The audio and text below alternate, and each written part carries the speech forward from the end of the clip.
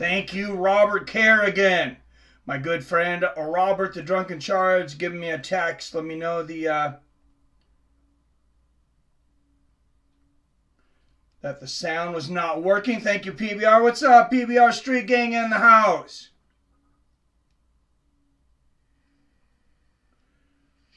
Let's see if we got some sound now. Robert Kerrigan says sound is fixed. Thank you. I don't know why, for whatever reason, my computer, it keeps trying to use my microphone as a speaker. I am upgrading that quickly, upgrading this system. Hopefully, this XFL is a success, so we can upgrade it then.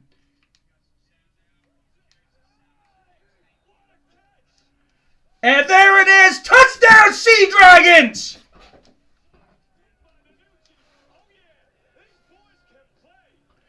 There we go. Josh Gordon with the 6-yard receiving touchdowns. The first touchdown of the new Seattle Seadragons. And look at that, just a little pitch play. Great play here, and no extra points, guys. The XFL, we don't mess around here. There's no extra points. There's 1 point if you want to take the ball up from 2 points, for like a 2-point conversion in the NFL. If you want to take it out from 5 yards, it's worth 2 points. They're taking it out from 10 yards. This is a 3-point attempt after the first touchdown of the game. And back, and he's at a sack.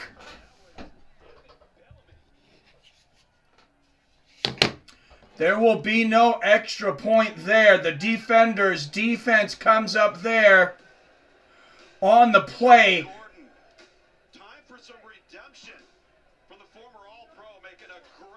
But let's watch this reception. And we had Dempsey to Gordon in the end zone for that first touchdown of the Seattle Seadragons.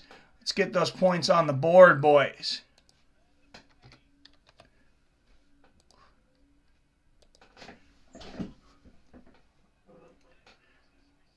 I am excited. I don't know about you guys, but I've already ordered my XFL gear. I got my Seadragons shirt coming. I might have to get me a cap and a nice coffee mug. We're all in. Fights with Friends is all in on the XFL. Before now, as the regulars know, this has been a mostly MMA crowd. That's why it's called Fights with Friends.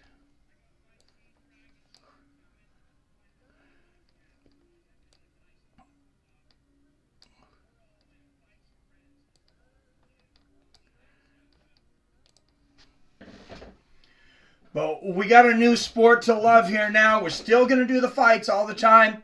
But we got XFL, and we're going to be doing this weekly. At least 1 week a game. Or 1 game a week. Excuse me. I'm so excited I can't speak. And Seadragons on the board 6-0. This spring football has been tried a lot of different times. As a lot of you guys know, I know a lot of you, even as MMA fans that are regulars in here, are big sports fans, maybe outside of fighting.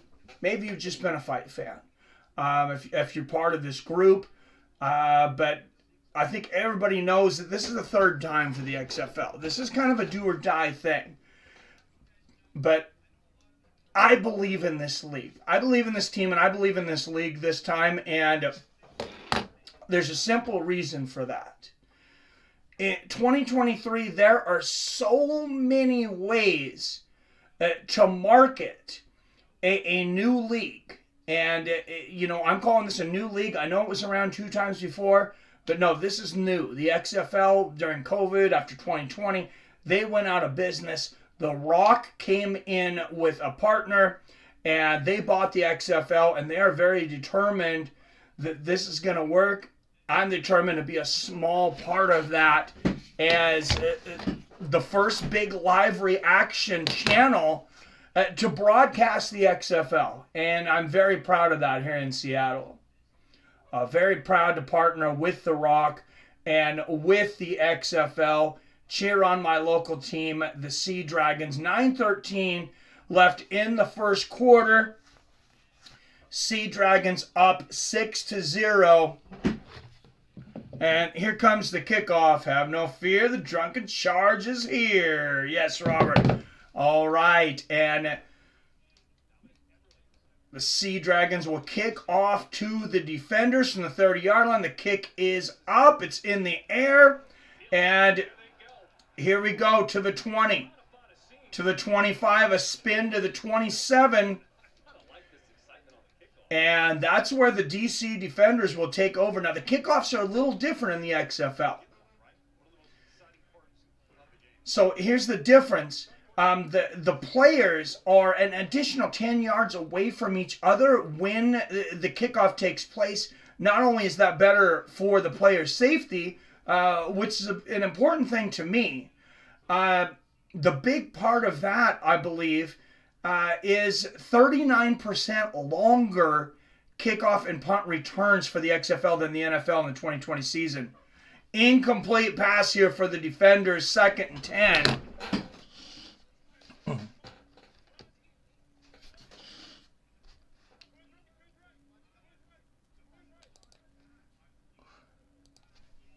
And they're going to go quickly. That's one of the other big things in the XFL.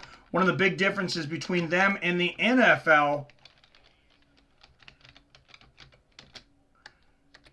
And that's going to be a false start on the defenders, 5-yard penalty. So it will be 2nd and 15 here. And you notice the play clock keeps running. And the time clock keeps running. So these games are going to be much shorter than NFL games. One of the big things the XFL president said is he wants all games to be under 3 hours. Look at that D! The defense from the Seadragons, they bring in everybody. And they swarmed on him. Swarming on the running back there for a loss. It looks like that's probably going to be about 3rd and 17.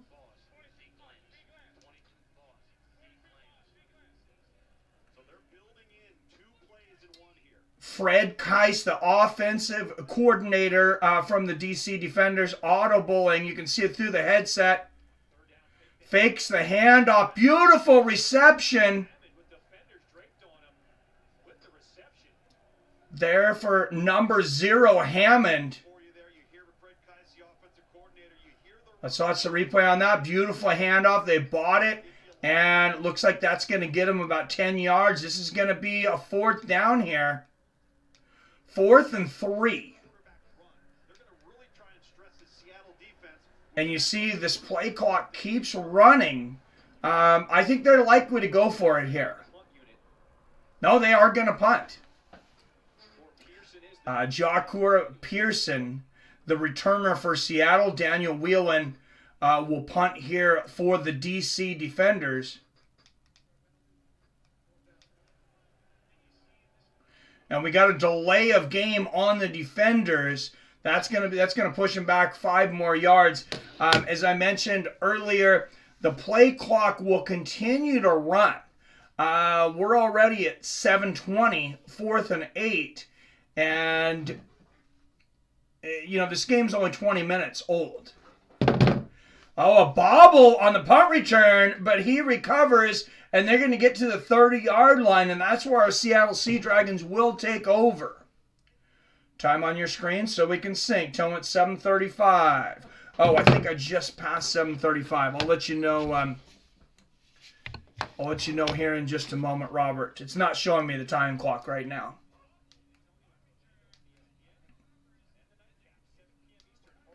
If you're wanting to watch along, you can watch on ESPN and ESPN Plus. I'm at 7:09 right now. 1st and 10. The clock actually is stopped because after a punt return. The snap incompleted to Gordon. Gordon was the intended receiver. 7:03, 7:02, 7:01. 7 minutes left in this game. If you're looking to sync up, and that's unfortunate. That just hit Gordon right in the chest. That's not a passing error. That's a receiving error. Ben DiNucci, 6 for 8 today, 64 yards, 1 TD. Your Seadragons quarterback But that should have been a completion. That's all on Gordon. DiNucci back. Almost intercepted. Wow, that one really got away from him.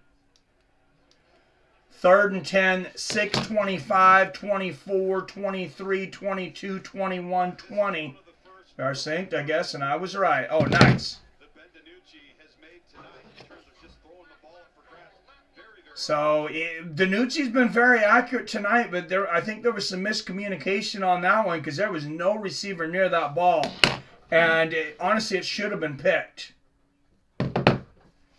All right, 3rd and 10, just under 6 minutes left here in the first. DiNucci back, and he finds a receiver, number 3. That's going to be very close to a first down. I think that's going to be about a yard, maybe 2 yards short.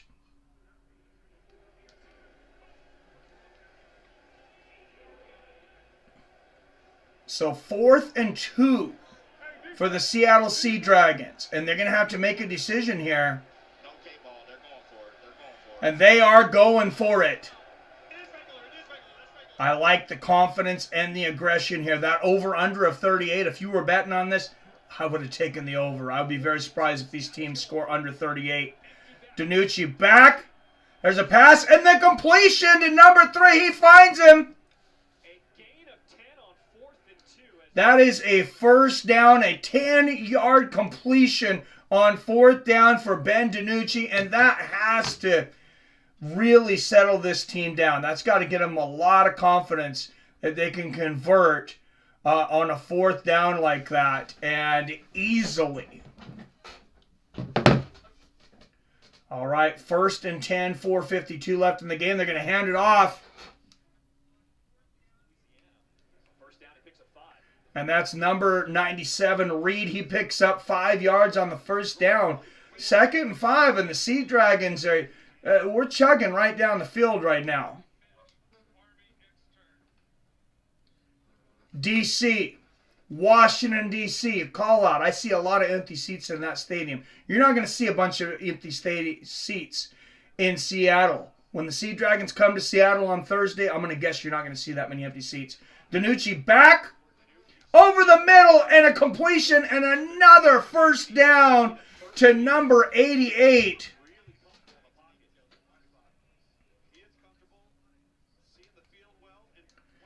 DiNucci is on fire right now. Just one bad pass that he got away with. Like I said, could have been intercepted, but other than that, I mean, he has been absolute fire. 1st and 10, 3:45, 44 left in the first. They're going to hand it off here to number 25, Ellison. And he picks up about 11 yards. That is another first down. We mowing the lawn right here, boys. We mowing the lawn. They are eating that field up. Wow. Morgan Ellison, running back out of Southeast Louisiana.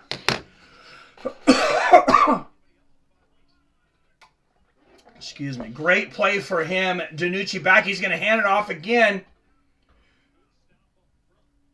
And that one was again to Ellison. He gets maybe a yard. Good stop there by number 43 for the DC defenders.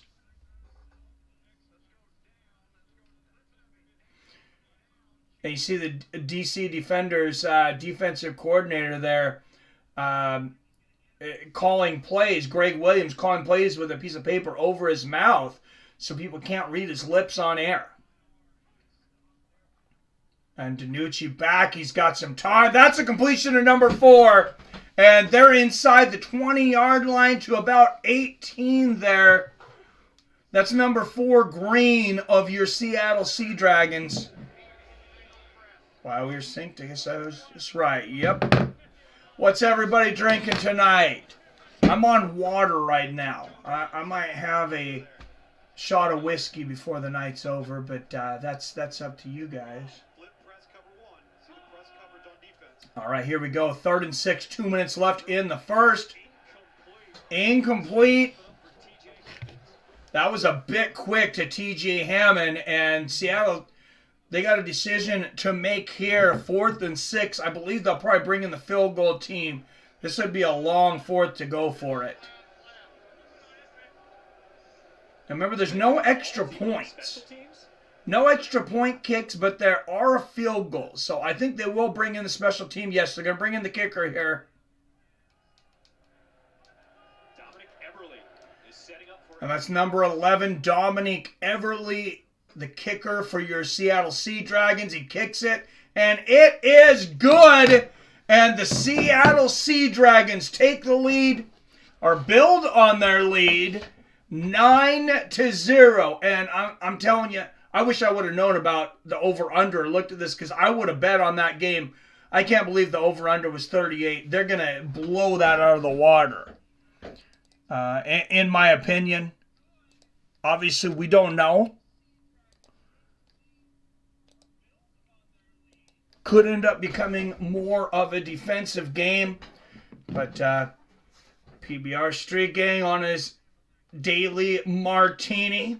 Robert Kerrigan with the drunken charge when the regular natty ices.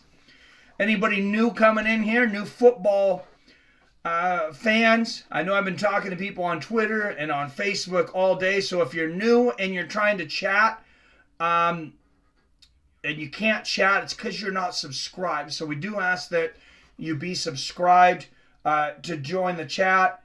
I think that's a small ask. What's up? King James in the house. Peace, Robert.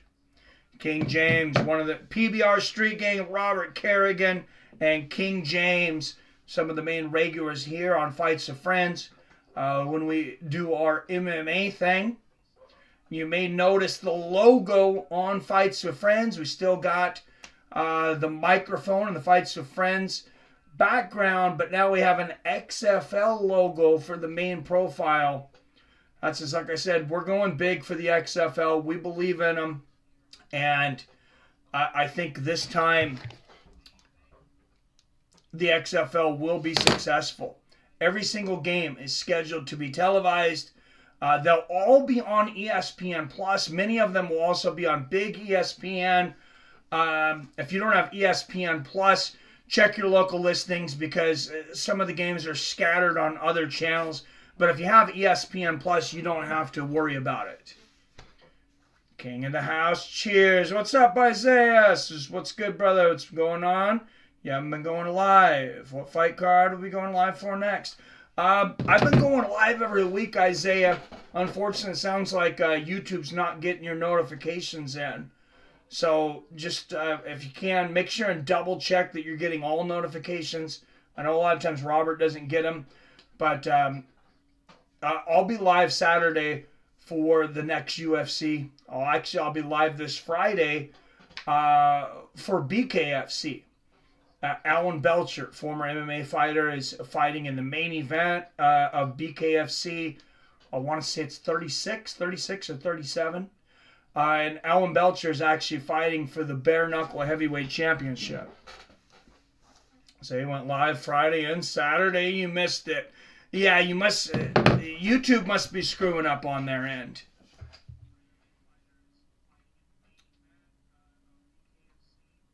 So make sure that you're following us on Twitter, Seattle Mike, also on our Facebook Fights with Friends page, and we'll try to update you on every stream there. There's the kickoff from the Seadragons, and oh, look at this. DC Defenders, he's juking around, not getting a whole lot of yards, though. I think he ran about 55 yards to get to the 25. Ezard, the returner there for the DC Defenders. And that's one of the few times the game clock is stopped in XFL. After a punt or kickoff return, it is stopped. From here on out and basically until the fourth quarter, this clock will continue to run. And that's why this game goes so fast. We're only 30 minutes into this, and we're almost through a full quarter. DC quarterback back. Oh, what a hit! And they want to say that's a fumble. It is not. Might be an incomplete pass. Look, the completion over the top, and bam, what a hit. No, it wasn't complete for 4 yards. 2nd and 6, and there's a big catch for number 1 for the DC Defenders. That's a first down for them. Number 1, Blair, over the top. And they are getting back to the line of scrimmage quickly. Remember, the play clock is shorter, only 35 seconds in the XFL. And quarterback, he's going to run with it, number 10, and he slides. That might actually be a sack. I'm not sure that he got past the line of scrimmage there. So a gain of 3. So we're going to have 2nd and 7 here as we round out the first quarter. And just like that, like I said, these games, they go quick. And I know our MMA fans are going to appreciate that. We hate downtime, guys. We like action. And there he is. There is the Rock. With the co-owner, his ex-wife there. Professional bodybuilder there standing with the Rock. They've made it to every single game so far. Just came in to say hello, y'all. What's up, PR? Yeah, thanks for stopping by, man. Don't forget to hit a like. Hit that like button. I know it might take a little while for this to grow, the XFL stream, but I honestly don't think it's going to be too long.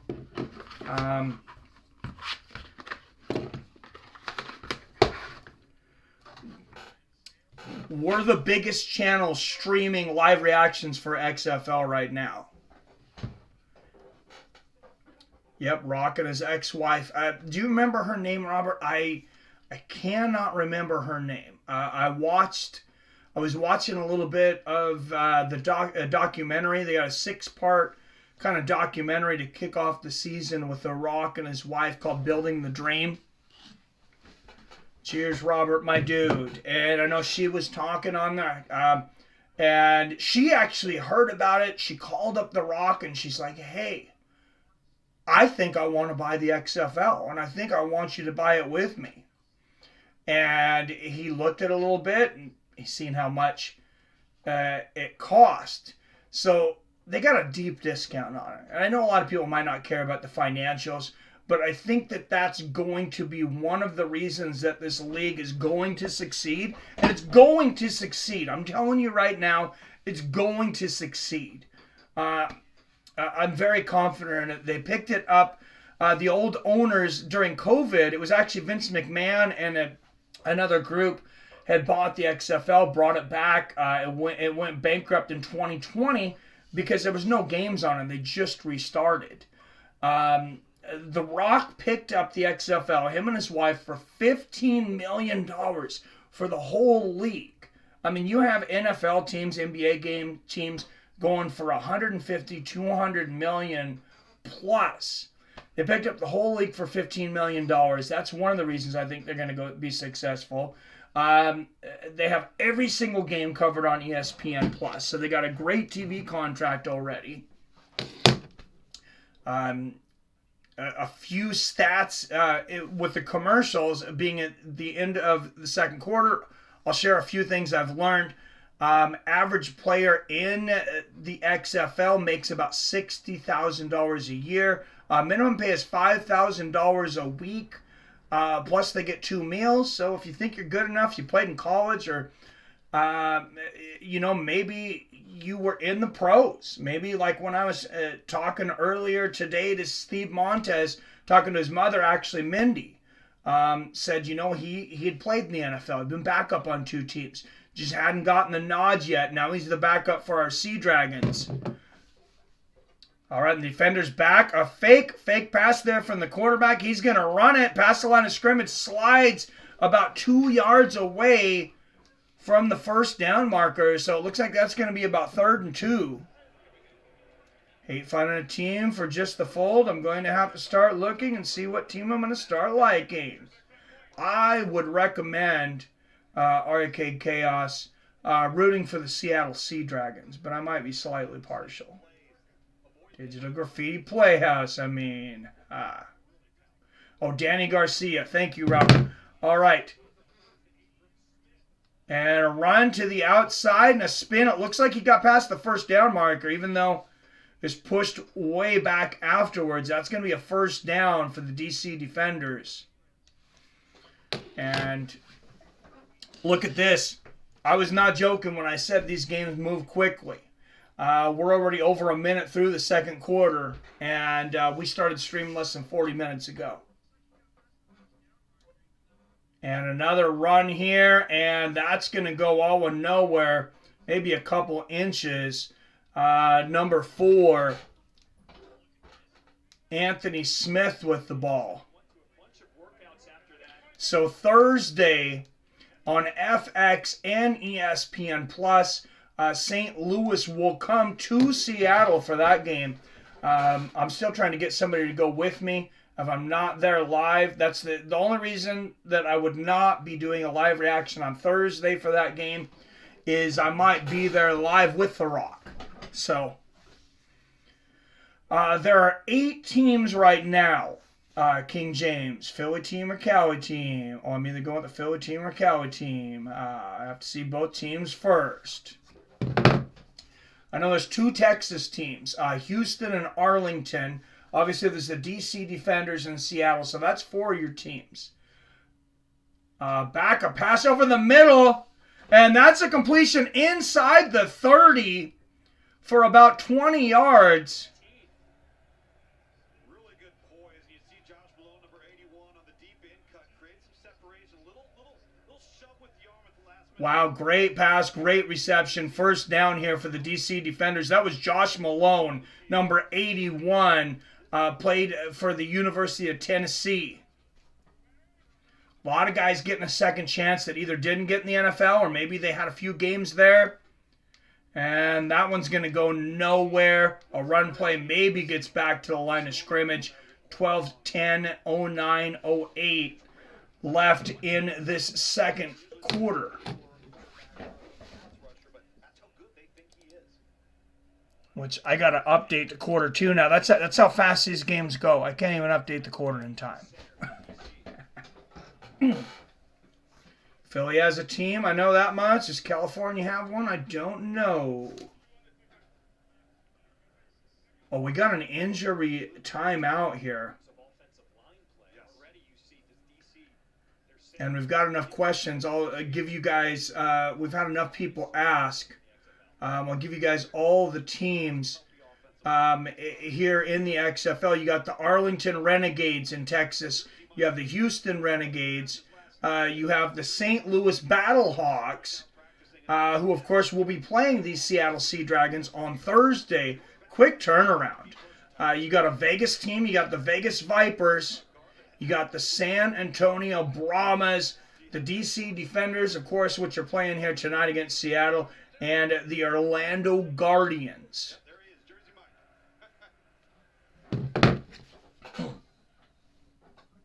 So 8 great cities to start out this sport. And you see injury there on the sidelines. Unfortunately, we hope 51's okay.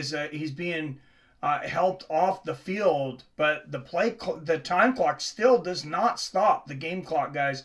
I have a feeling some of these games are going to be right around the 2-hour mark. And DC back.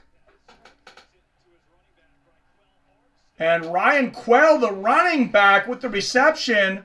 Or excuse me, that's Armstead, number 23, with the reception. And he runs it to a first down.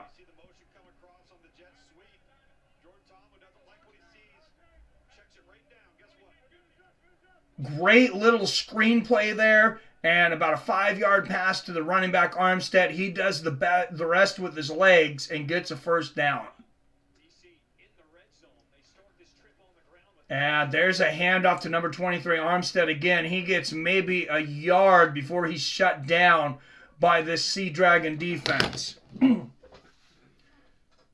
up, Isaiah? How you feel about the Krylov versus Span fight? Having a really hard time picking a side. I might fade it in a hole or find a prop that suits both fighters. That's a great fight, man. Both guys have a lot of power.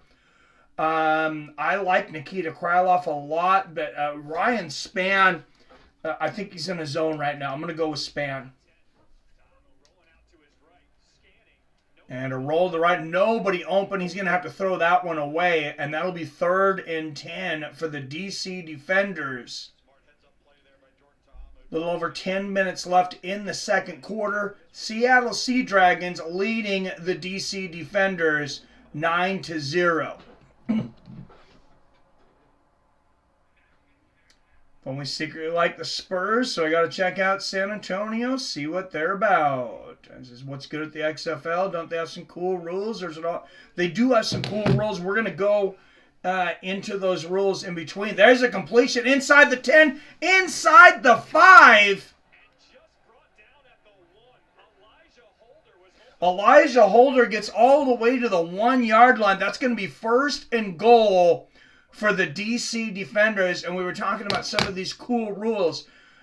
Should a touchdown be scored here by the Defenders, there's no extra points. This is the rule I like the most. So you can go for a 1-point conversion, which means you get the ball at the 2-yard line.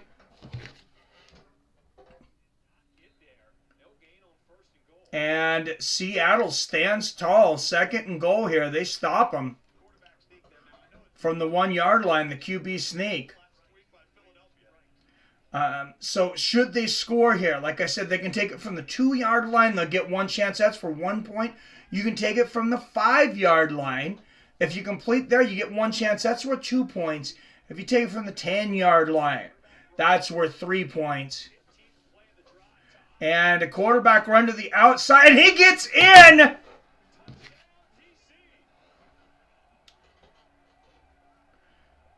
That's a touchdown for the DC Defenders. Jordan Tamu with the 1-yard TD rush. The quarterback along the outside. And it's a 3-point ball game. So here's the deal here. The Defenders, they can choose. They can try to tie the game here. If they decide to go for a 3-point conversion, which would be from the 10-yard line, they can tie the game. Seattle decided to do that same thing earlier in the game. They did not make it, but then they kicked a field goal later. So they're going to go from the 5-yard line. This is a 2-point attempt from the 5-yard line. They get 1 shot. The pass is back and complete in the end zone. That's a 2-point conversion for the DC Defenders, and we got a 1-point ball game.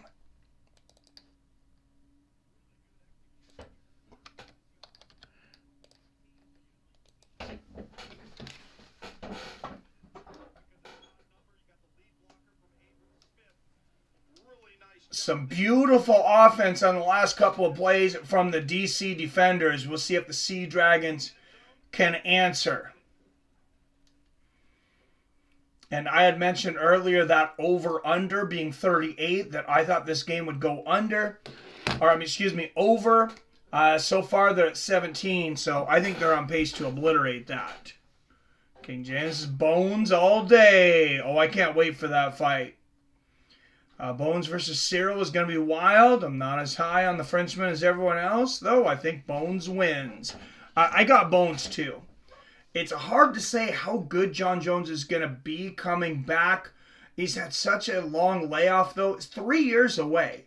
And remember, he's had a long layoff before. When he came back, he won, but he didn't look great against a B-level opponent. This time, he's coming in against the best heavyweight in the world, not named Francis Ngannou, I think, Cyril Gane. So, certainly a tough test. If John Jones is the same Jones that fought 3 years ago, if he's a motivated John Jones, I think he should walk through Cyril Gane fairly easily. But just because his wrestling is going to be so superior to Cyril. Digital Graffiti Playhouse. There should be a rule once you miss 3 extra points in a row, you shouldn't be given the chance for a 4th. I like it. King James Bones all day. I turned the XFL on. I got ESPN Plus, but I'm watching the NBA All-Star game right now. Oh, that tells you how much I'm up on them. I didn't even know it was the All-Star game today. I'm waiting on my Sonics. I'm waiting on my Seattle Supersonics to come back. They've been gone since 2009. They were stolen by Oklahoma. They will return. What's up, hon? Just checking in on you. Oh, sorry. Sorry, I was stressed earlier about starting out. You want to show them off? Oh, We'll pick her up by her waist. my beautiful wife wants to show off her That's Buttercup. friends here. That's Buttercup. This one's Wesley. All right, that's Buttercup, and this is Wesley. All right, they're a bit rambunctious. I think we're gonna get them out of here. But thank you. They are fun little guys, though. Thank you, hon. What's up, Adam? Says, what's up, folks? I can't find this on antenna. Damn. Oh, it's only on ESPN. It's on ESPN Plus and Big ESPN, brother.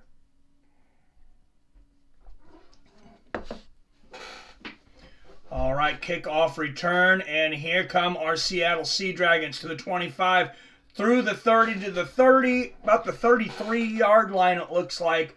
Opening weekend here for the XFL. First game for the Seattle Seadragons and the DC Defenders.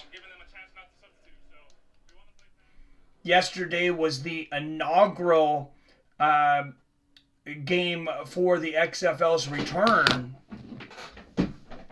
Mongoose? No, just some ferrets. That's my wife's pets, Wesley and Buttercup. All right, and gonna have a handoff to number 28, and he turns a little nothing into something. About 4 yards there.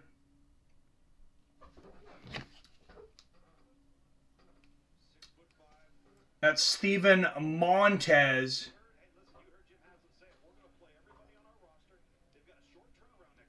With the in at QB. Now, he is the backup. Now, I talked to Steven's mother earlier today, Mindy, that told me he backed up for 2 different NFL teams, the Redskins. I can't remember the other one, but Steve Montez back. There's a reception. There's a completion to number 80. Number 80, Pearson. And we already have plans to have several Seattle Seadragons players on the channel, so look forward to some interviews, possibly even some of them joining us on some game reactions for some of the other games. Obviously not for the Seadragons games because they'll be playing, but Steve Montez, most likely our first guest, because I know his mother, number 28, running around along the outside. Knox getting nowhere there, maybe about a yard. So that'll be second and about 9. Not a big fan of Cyril myself. I respect him though, and I hope he puts a beating on Bones Jones. Bones John. He's gotten bigger, but he still has them skinny little chicken legs. I don't know if he can take many. Yeah, the leg kicks could be a problem. They were the same size. Who do you think would win, Mighty Mouse or Jones? That's a good question. All right, handoff to number 28. And he's going to, the handoff there from Montez, going to barely get back to the line of scrimmage there. So we're going to have about 3rd and 9 for the Seattle Seadragons. Actually, 3rd and 12. So I guess we had a loss earlier on that first run. Greg Williams, the defensive coordinator for the DC Defenders, he's hiding his plays there, but he's got this team prime. That defense is really playing better this outing. And Montez back, he gets a hit before the throw. And that's going to be an incompletion. So 4th and 12 with 6:20 left in the second quarter. That's going to force the Seattle Seadragons to punt. That dogfight that he had with Tai Tuivasa proved a lot to me. He bit down on the bit and just grinded, right? Makes me think of the Beastmaster movie with the two ferrets. I've never seen that, but I may have to. All right, the punt from Seattle. Here comes the return to about the 18-yard line, but we're going to have a flag on the play. 21 kicking team just took off at the snap downfield. Yes. Looks like that might be a penalty on Seattle. Yeah, it's going to be a legal formation on the kicking team, number 21. He passed the line early. So that's going to give 5 yards of help here to the DC defenders, who within a point of our Seattle Seadragons. What's up, Chef Jansen? I like the XFL quite a bit, man. I think they're going to make it this time. I'm going big on them. We're the biggest channel so far to cover them with the live reaction, so we're gonna dig in deep with the XFL. Like I said, we're gonna have it. We already have in the works plans for several of the players to come on the show. Steve Montez, like I said earlier, I know his mom, Mindy. We spoke earlier. He's the backup. Was just in on this last set of plays. Backup quarterback for the Seattle Seadragons. And he will most likely be the first guest.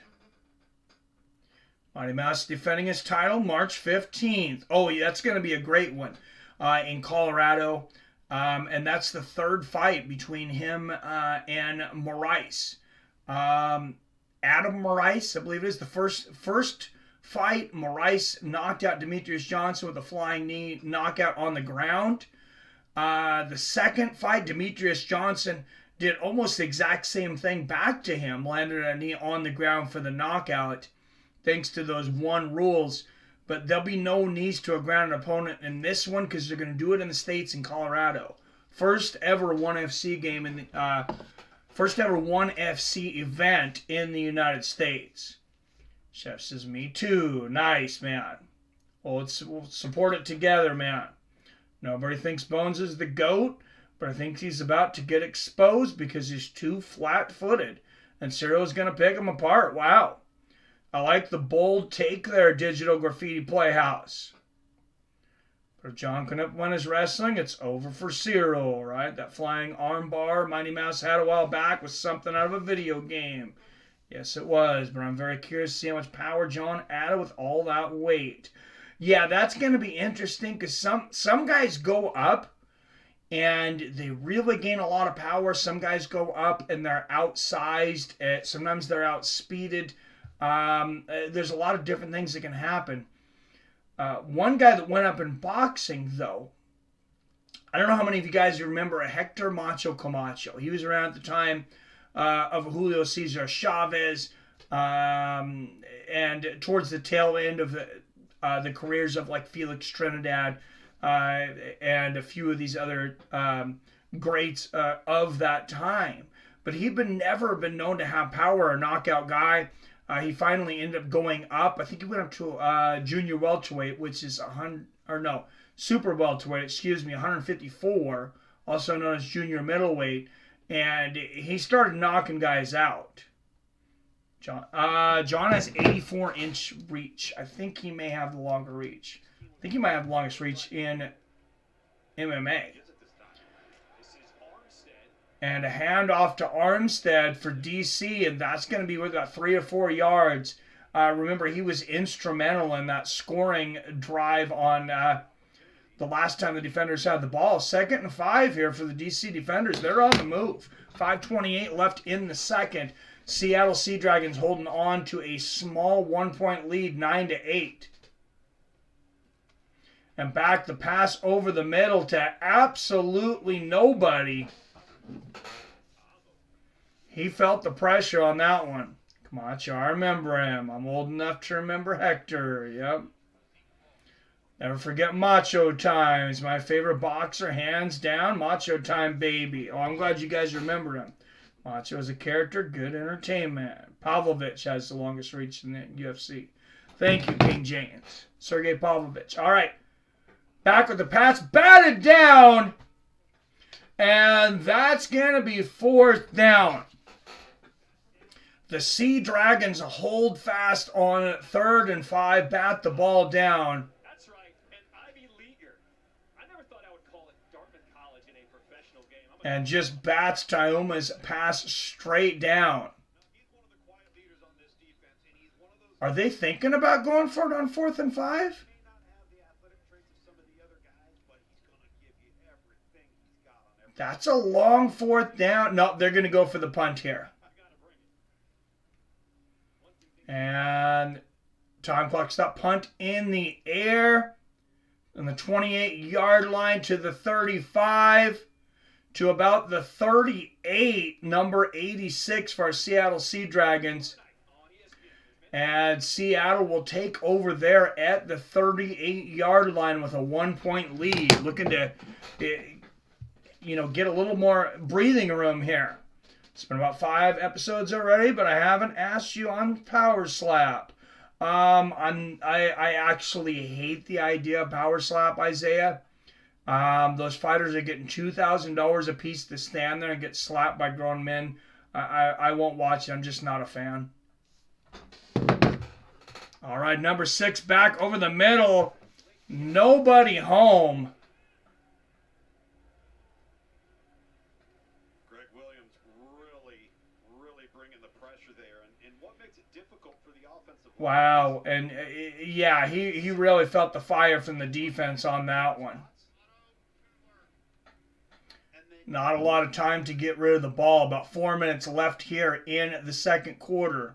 2nd and 10 for the Seattle Seadragons from the 38. Back in DiNucci over the middle inside the 50-yard line. That's a completion and a 1st down for the Seattle Seadragons.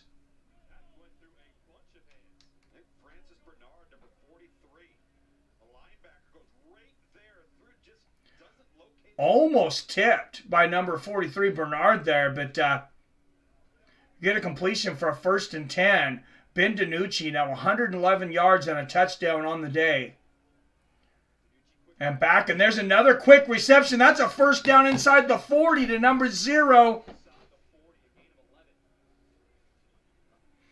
That's Gordon. Gordon again, he had some instrumental plays in that first quarter. A couple of great catches for him, and there's another one inside the 40. Expect DiNucci to target him early and often. Josh Gordon, that's his 2nd reception, 17 yards on the day. DiNucci back. Finds number 3 Pearson. I believe that's his 2nd reception on the day for about 4 yards. 2:40 left here in the second. 2nd and 7 for the Seattle Seadragons. Cody's going to do things. That's a fact. Says Robert. All right. And DiNucci back. Plenty of time. This O-line really holding for him. Wow. And he guns it in between a couple of defenders there. And number 3 one more time with the reception and another 1st down. Josh Gordon here for the Seadragons. 4,200 yards, almost 4,300, 21 touchdowns when he was in the NFL. He is a former Super Bowl champion, Josh Gordon. Oh, number 3 Pearson. He caught that last ball, but he's going to have to sit out at least a play. He got speared. I think he might have got the wind knocked out of him.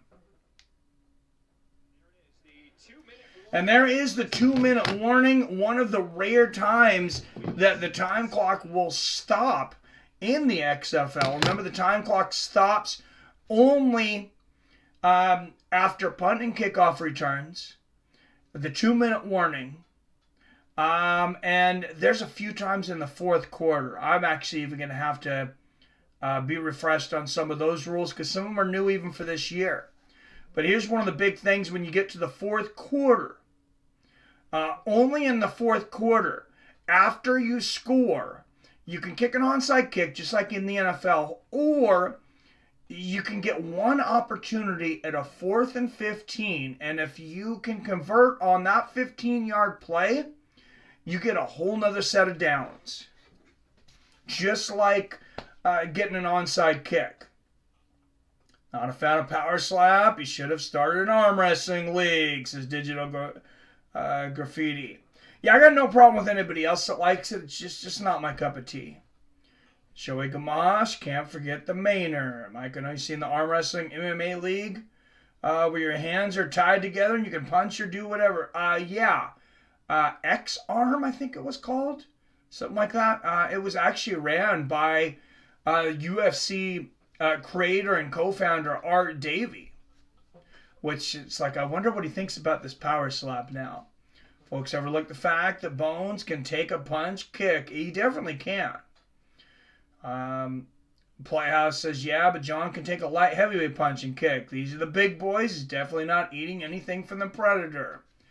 It's going to be interesting. Yeah, everything changes when you move up that much in weight. Goat is going to do goat things. That's a fact, says Robert.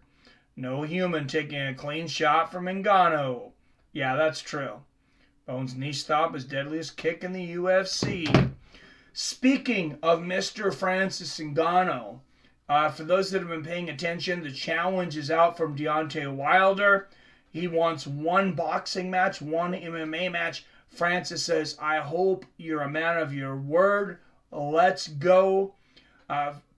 From people behind the scenes talking about contract negotiations from that, it sounds like it's very, very close to a done deal.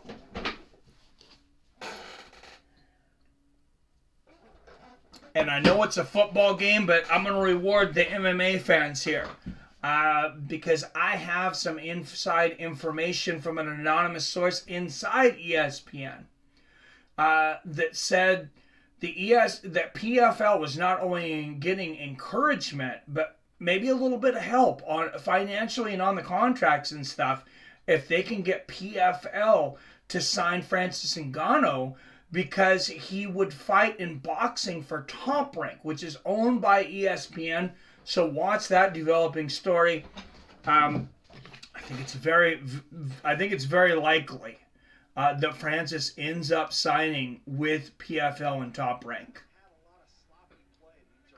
All right, 1st and 10, 2-minute warning. Passing the outside for Ben DiNucci to number 86. And he's going to run it out of bounds about 4 yards. So inside the 2-minute warning, the clock will stop on an incomplete pass and when you're running out of bounds, just like in the NFL. But the rest of the game, the XFL keeps the clock running. Only inside the 2-minute warning does that change. 2nd and 7 for the Seattle Seadragons. Passing the outside, he finds number 86 again. A nice spin, and he is very close to a first down. Number 86, McKnight, spinning. Looks like that's going to be about 3rd and 1. 140, 39, 38 left in the half. 3rd and 1 coming up for the Seadragons. Tyson Fury will take all Francis has to throw. Guarantee Gypsy King will destroy him. Yeah, that guy is tough. Anyone see that arm wrestling dude? Oh no, a fumble from DiNucci on 3rd and 1, and that's going to be 4th and maybe 4 or 5, and they're going to have a big decision here to make. Do they go for it on 4th, or do they kick the field goal? They went for it on 4th early in the game, and I believe it was 4th and 3, and they converted. This is going to be a 4th and 5, though. They are going to kick the field goal, so here we go. It's a 40-yarder. They hit about the same earlier, number 11. It is wide left. It is up, but it is wide left. The field goal missed here for number 10. And DC defenders will get the ball with about 46 seconds left and a chance to go into halftime with a lead. Anyone seen? Oh, I have not seen that arm wrestling dude. There were some huge guys, and I did see there were some huge guys in that power slap because I can't avoid the commercials. And I think a lot of them are probably bodybuilders, arm wrestling guys, or both maybe for some of them. Graffiti says, I meant to say John is a good striker, but not as fluid. Yeah, just a bit, Robert. All right, 1st and 10. Pass over the middle. Completion to number 11 for DC. That looks like it's about 4 yards. So we're going to hit about 2nd and 6, and that'll be the first timeout of the game for DC. Good pass over the middle from number 10 to Mua for the DC defenders.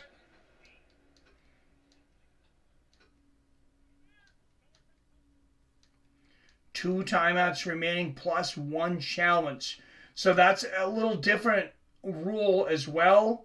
Everybody gets, you get 1 challenge for the game, and that's it. You don't gain or lose anything as far as like timeouts or anything. You just get that 1 challenge, whether it's good or not. The main goal of the XFL is, one of the main goals is really keep the game moving. All right, 2nd and 4, 42 seconds. Number 10 back, almost stripped of the ball, and he's going to throw that incomplete. That's going to be 3rd and 4. The clock will stop. An incomplete pass inside the 2-minute warning, 36 seconds. Stops the clock. You live to play the next down. 36 seconds left and 2 timeouts. Heady play there by Jordan Talbot.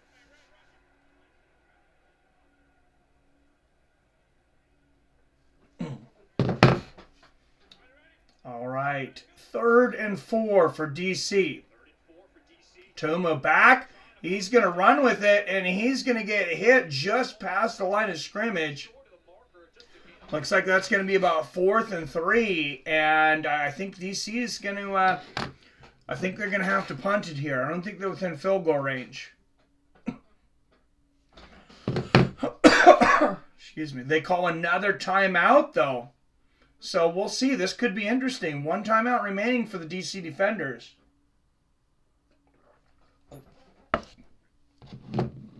15 up in the chat. Don't forget to hit that like button if you like what we do here.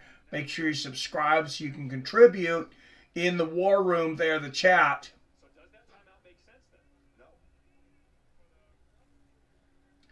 4th and 3. And yeah, they're saying that timeout made no sense because DC is going to end up punting it. Number 86, Kelvin McKnight, will be returning the punt from number 19, Daniel Whelan. That's a high punt. Oh, and it's a long punt. Good punt, about the 12-yard line. And they'll run it to about the 20. Number 86 gets to the 20. They'll have just over 20 seconds, 17 seconds left, actually, to try to do something. So most likely a Hail Mary play. Danucci, you can see he's kind of looking at Gordon. I think he kind of gave that away a little bit. Expect for him to go deep. He's definitely going to look deep for Gordon, number 0, who's lining up on the left side there. Yeah, see, he's winding up wide left. That doesn't mean that's the guy that'll end up being open, but it does look like he's going to have single coverage here. Oh, yeah, and it is to Gordon, but it's a short pass to the outside. That was interesting. And I think they're going to let the time clock run out there. Heard X smoke there. That's the wide receiver quick screen. Yeah, they're on the wrong side of the field to really do anything. And that is the half. 9-8 at the half. And I said I thought that over-under was off at 38. You know, they're real close to that, though. So maybe I was wrong on that. And Jim Haslett, we'll get the interview here, as Seadragons head coach. Talk about what went right and what went wrong in that first half. It seems like the first quarter, everything was going right for the Seadragons. Second quarter, everything was going wrong.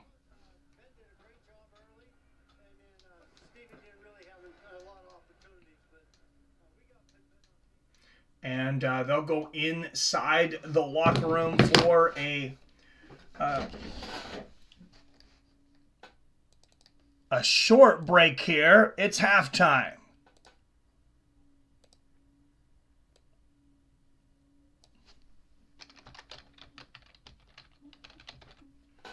In the XFL.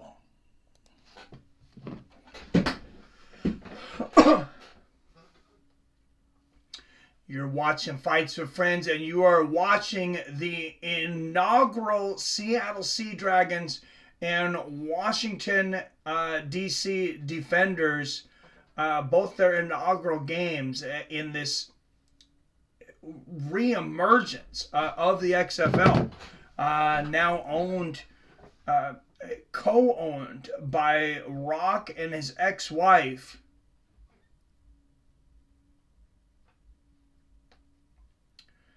The Rock. His ex-wife, Danny Garcia. All right, guys, and we will talk a little bit of fighting. We'll talk about whatever you guys want to talk about, but it sounds like everybody wants to talk about a little bit of fighting. BKFC, Knucklemania 3 this last weekend. Sad matchup against Alan Trout for Diego Sanchez, or Austin Trout, excuse me. I wish they would have put him against somebody who would have been a little more competitive against. He actually had a really good outing for his first fight against a young championship boxer. He did come up short, though. Austin Trout afterwards called out the BKFC champion. Greg Hardy got knocked the fook out. I was not too upset to see that. And some other great fights that night, including that heavyweight championship, was just absolutely insane. Just posted on Facebook group. You're live now. Thank you, Robert. Yeah, I had one post on there earlier about this. Hopefully people seen, but can never have too much exposure. And I didn't realize, but Isaiah told me we're actually going up against the NBA's All-Star game tonight. But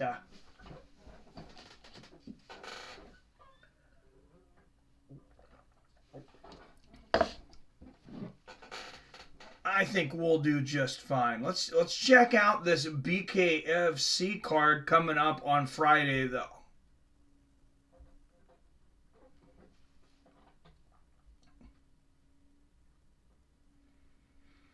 So, like I said, Alan Belcher will be challenging for the bare knuckle heavyweight championship. That champion now is Arnold Adams. They're going to be in Louisiana this weekend.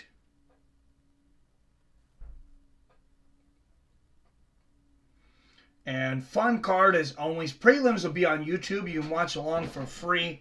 Then the main card will be on the BKFC app. I believe it's $7 a month, $6.99 a month for their app, and you get all the fights throughout the year. BKFC can be a bit brutal, PBR. Yeah, those cuts are no joke. But man, did we see some good fights this last Friday. Especially that heavyweight match was just insane. You seen the champion down. You thought he was almost out. About 20 seconds left, maybe in that first round. He gets up and knocks his opponent out cold with one shot. One of the funnest one-round fights that I ever seen. A little bit of final scores around the league. Arlington, the Arlington team defeats Vegas 22-20. Close game there. Not so close in Houston. Houston defeats Orlando 33-12. And then St. Louis over San Antonio in another close game, 18-15.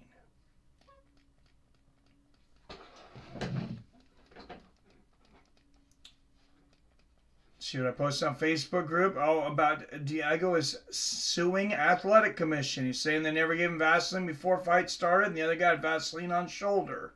Yeah, also, our friend of the channel and one of my personal friends, Ton Atkins, runs the Ton Atkins show, on his show MMA Conspiracy Hour, talked about that, and actually there's actual photos of them putting Vaseline on Austin Trout's shoulders and neck, which I don't believe is supposed to be allowed. So looks like there's probably going to be investigation into that. Made it hard to clinch. He says the other guy's team cheated. And, Robert, I know Austin, he won that fight pretty handily. But if you're looking at those first rounds, like those first 2-3 rounds, Diego was really giving Trout all he can handle. It was a close fight. And then all of a sudden, Diego couldn't get the clinch.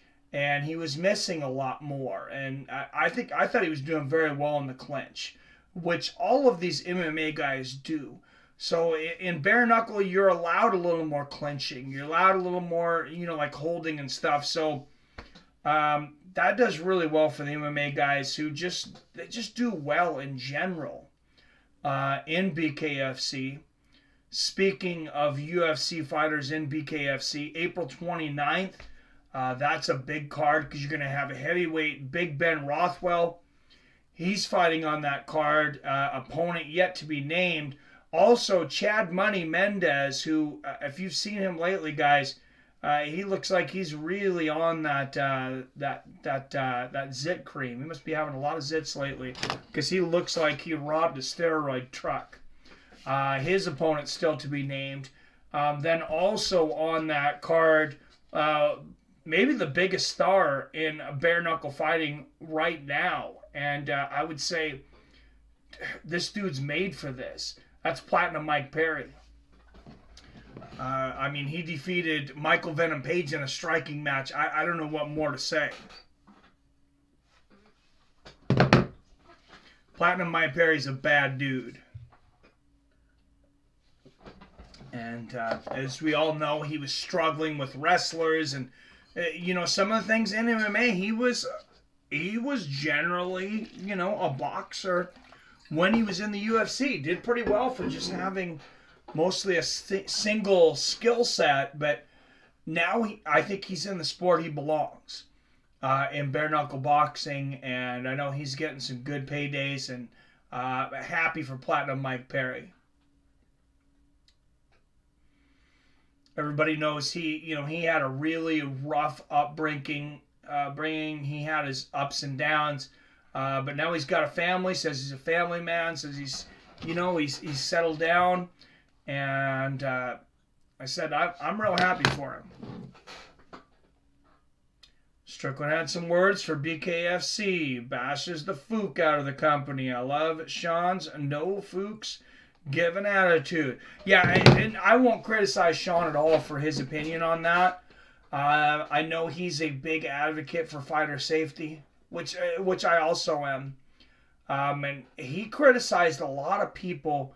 I really started becoming more of a fan of him when he criticized a lot of people after the Stephen Bonner death, and which was just a horrible situation that it looks like now actually could have been avoided if he had gotten the help when he went to the hospital several times that he had begged for. Just a really sad situation of what happened to Stephen, and he had such an unbelievably positive attitude until the end. But, when everybody was out there, giving their thoughts, saying their thoughts and prayers for the Bonner family, and they're in mourning for Stephen Bonner, and Strickland was quick to say, he says, hey, when he needed your help, when Stephen Bonner was down, he was one of our brothers. When he was down, where was everybody then? And, I think that's kind of like the saying, I'd rather have, I don't remember exactly what it is, and I think I'm probably butchering it, but I think it goes something like, I'd rather have one rose now than 1,000 roses on my grave when I'm dead. Bonner died of neglect, 100% King James, 100%. And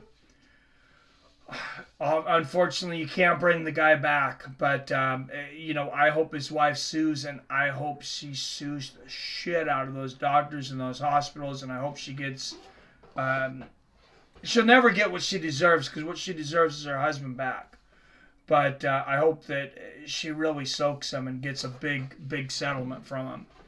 Time of possession for the first half, 18 minutes, 29 seconds for the Seadragons, 11 minutes, 31 seconds for the defenders. Total yards, 177 to 97 in favor of Seattle, coming from 151 yards in the air, 26 yards on the ground, just 78 yards passing, and 19 yards rushing for the defenders. But they're within 1 point here after converting on that 2-point conversion. Remember, the Seadragons had went for a 3-point conversion after scoring their touchdown. It was unsuccessful. Later on in the half, they did kick a field goal, and that's where the other 3 points come from.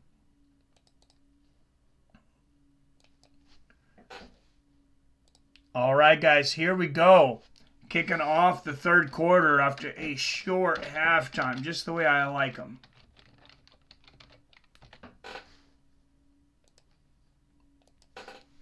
I really like these like 2 to 3 hour streams. I feel like I have a lot of energy on them. All right, here is the kickoff. Seadragons kicking off to the defenders to the 20 to the 25. And he's brought down about the 26-yard line.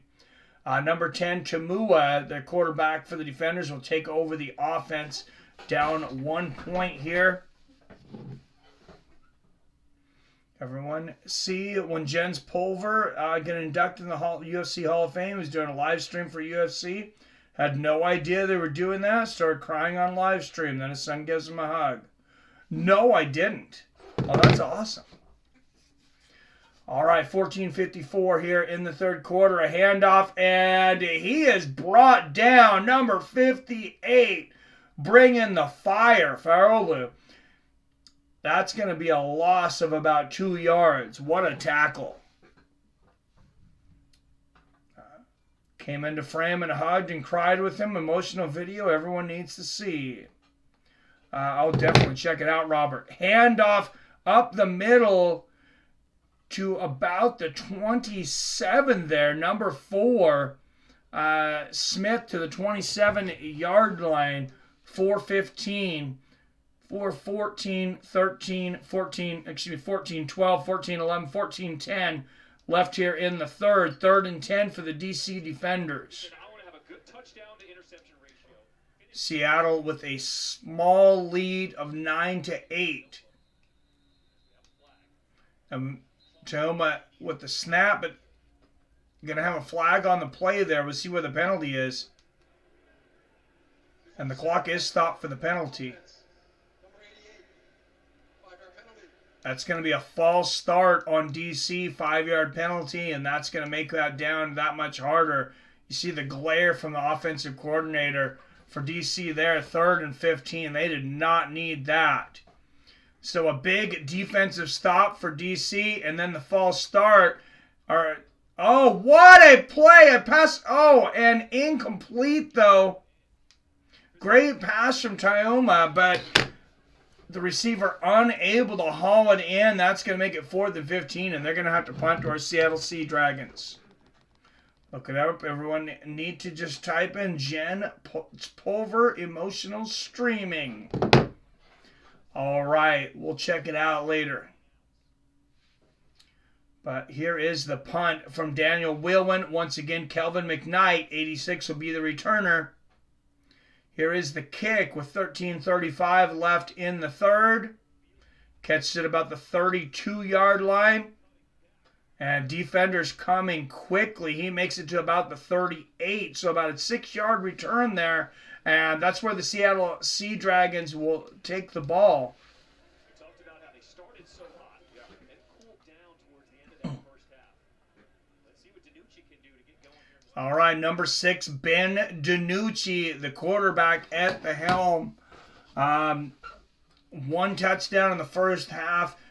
Very accurate. No interceptions, few incompletions in that first half. Ben DiNucci, I believe he was a former quarterback for the Dallas Cowboys at one time. But snap back, and DiNucci fires it over the middle. What a bullet! And completes it to number 89 for a first down and about 5 more. Number 8, Tommy Timafapua.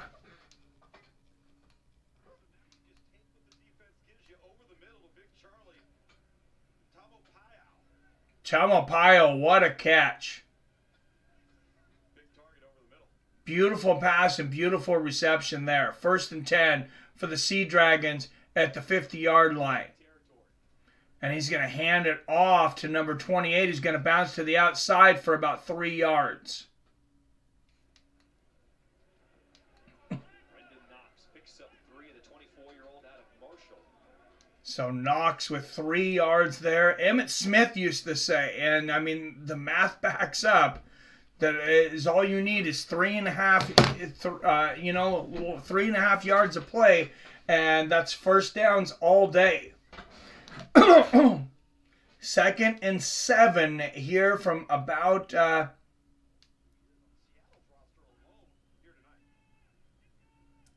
43-yard line. There's a completion and another first down.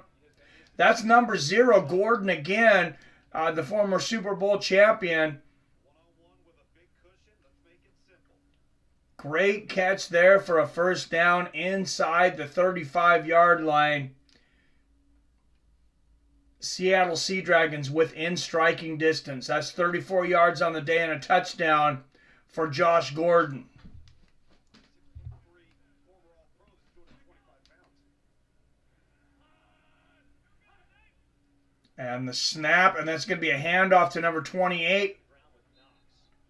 And Knox is going to get about 3 yards there, it looks like.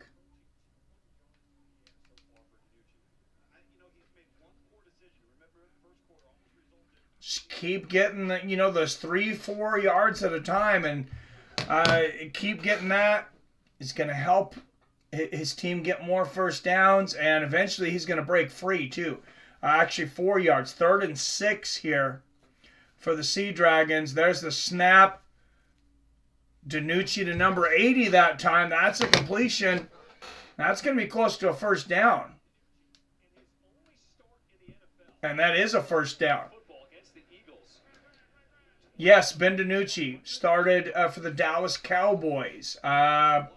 Just one start against the Eagles back in 2020, but he was there. He played for the Cowboys.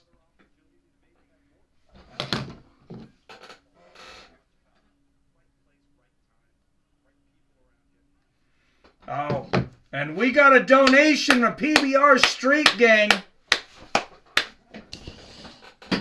Thank you, PBR Street Gang, with the donation there.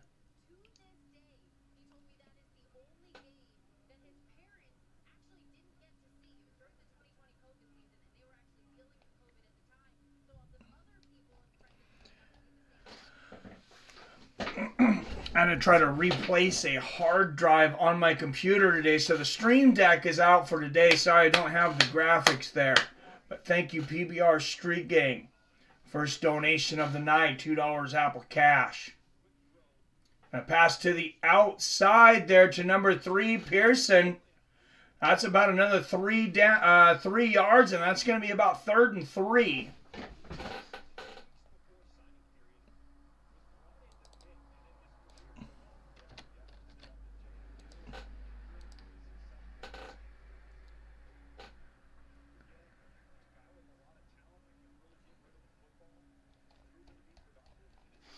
Thank you, PBR. And the handoff again to 28 to the outside. Oh, and he's past the first down marker. And touchdown Knox. Like I said, 3-4 yards at a time, and eventually you're going to break through. Brendan Knox with the 13-yard rushing touchdown. And wow, great blocking by the offense and great break of that tackle. 39 really came in and speared him, hit him in the shoulder. But 28 just keeps running. He says, I don't give a fuck, Jack. I'm going to keep moving. And once again, they're going to go from 3 points to the 10-yard line. They missed last time. I'm not sure if I agree with this, but they got a 7-point lead. And there's going to be a flag on that play. I think it's offsides on the defense.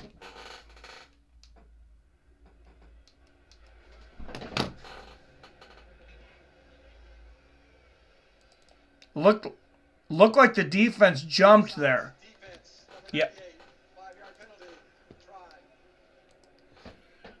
And that's going to be a 5-yard penalty. So since Seattle's already decided to go for this 3-point conversion, I believe that means they're going to be able to try it from the 5-yard line for this 3-point attempt.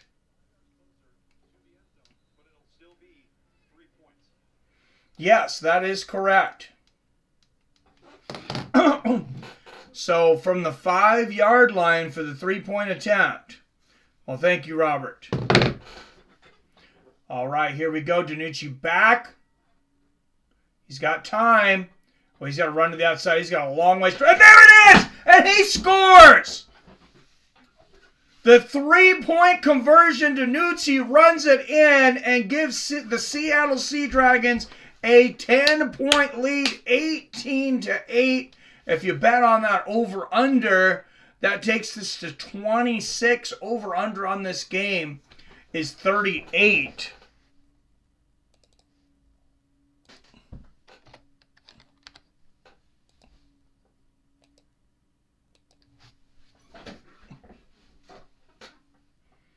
And the Seadragons are on fire.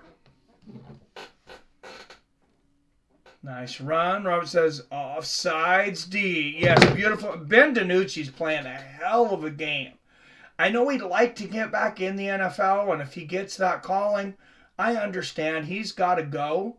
But part of me hopes that he continues to ride with these Seadragons, to some championships.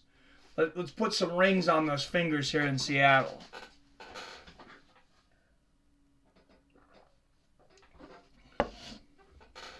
And I would not be upset. I would assume it's got to help the channel here in the inaugural season of the XFL, having some Seadragon players on the show if we end up winning a championship. Well, Ben can run. I think I just found my XFL team, the Seadragons. Plus, I like dragons, so that's a plus. Welcome to the team. Welcome to the team, Robert. Billy's moving over here now. We just got to get you to move over here, Robert. We'll have the three amigos here in Seattle.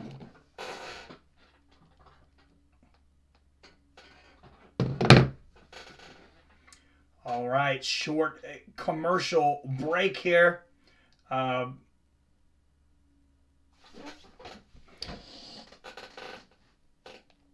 They really got to take advantage anytime that clock stops here to run their commercials, because that clock just keeps moving. There's not much time for commercials in these games, which is probably why every single game's on ESPN Plus. We're already paying a monthly fee for the streaming service. So, and hopefully these are mostly short commercial breaks, but and there it is, 9 p.m. Eastern, 6 p.m. Pacific, this Thursday in Seattle. St. Louis will come to play our Seattle Seadragons.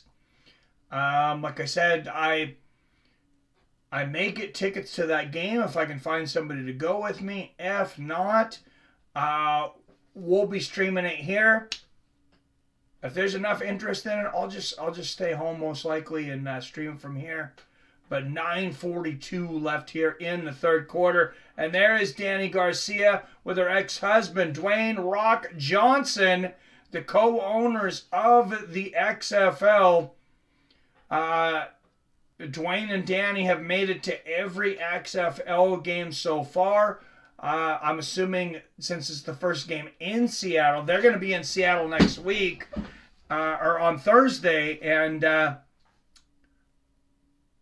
don't know. I don't know if I'll be successful, but I am definitely going to try to meet The Rock and try to have a short conversation with him. As we are the biggest sports reaction show to cover the XFL up to this point.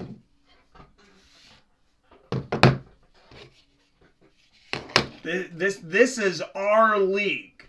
You can go to bed. Those members, I know most people, they're just viewers of these YouTube channels and stuff. Fights with Friends, You guys have been here. This is a community.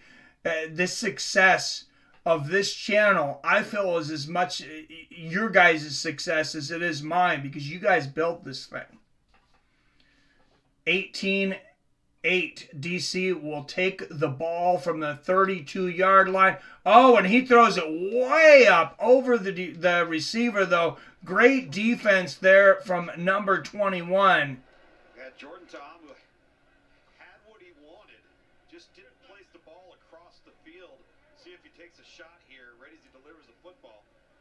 Wow, and Tamu, that was a pretty good throw for as hard as he got hit there. Receiver just not able to break the defender there. 2nd and 10 for the DC defenders. They're going to hand it off this time, but we got a flag on the play. False start on the defenders. So, and I think that would be the ultimate guess. And it just popped in my brain. I don't know if we're going to be able to do it, but we got to try to get Dwayne "The Rock" Johnson on Fights with Friends, the owner of the XFL, one of the most famous men in the world. I think that'd be huge. 2nd and 5, 9 minutes left in the third. Whoa, look at the pressure there. Seadragons bringing it. Haha, false start, says Robert. All right, 3rd and 15 here in the third. 8:50, 49, 48, 47, 46, 8:45 left here in the third.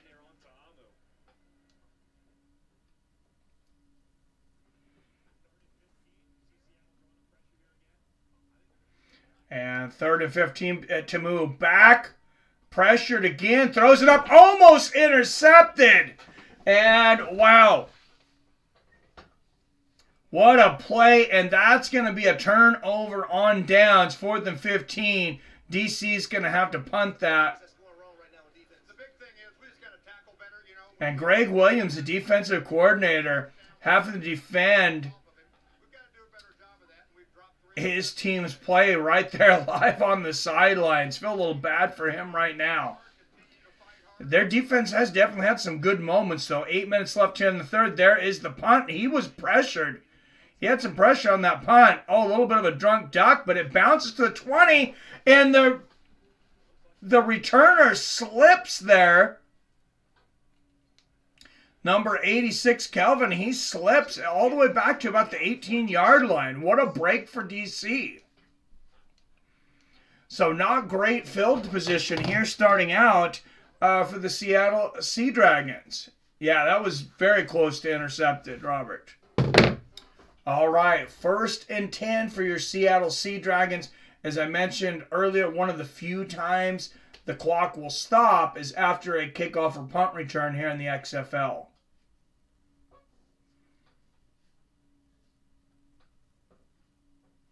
And another flag on the play.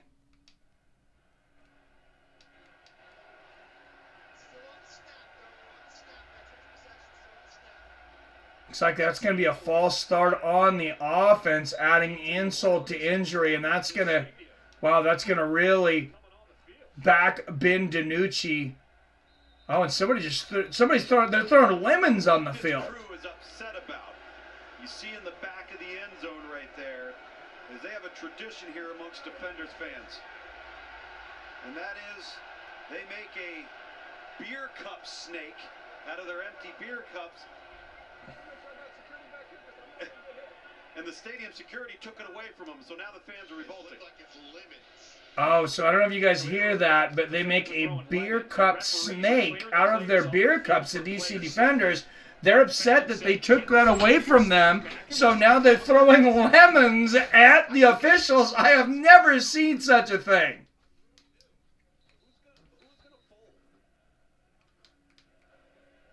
Who's got the power to give the fans their beer snake back?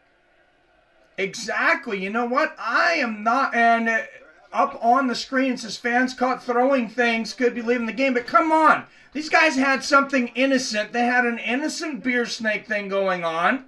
And then you're going to take that away from them? I'd throw lemons as well. Give them their beer snake back. Fans are throwing lemons. How disrespectful. It is very disrespectful. But it wasn't to Seattle. They shouldn't have taken their beer snake, though. All right, DiNucci back. Look at the pressure. That's a sack for DC. Wow. What a hit. And the DC defenders responding to the theft of the fans' beer snake here.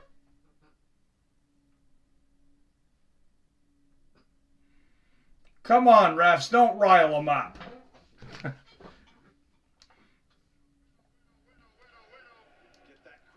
So 2nd and 19. This is a tough situation. Seattle's going to need to pick up some yards just to not be kicking out of the end zone. And get to about the 12-yard line there, just past the line of scrimmage.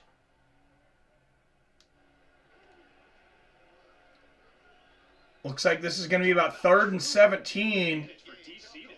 Look, 3rd and 16. Look for a running play just for them to get some space for this punt here. Yeah, I have never seen anybody throw lemons at a football game. And those were full lemons. I don't know where they got all those damn lemons, because usually, you know, when you get a drink, they give you a little lemon slice. These are full-ass lemons. Oh my goodness, an interception for the DC defenders, and they're running in the end zone. Oh, wow. The refs have jinxed us, boys. They stole the beer snake. Oh my goodness, and now they're throwing beer all over each other. Here come the lemons. It is pandemonium in DC. Beers flying, lemons flying. It's an XFL party here in DC. Wow. They are definitely having a good old time here, but this is wild. Took their beer snake. I take it back then. Yes, fire that security that stopped the beer snake.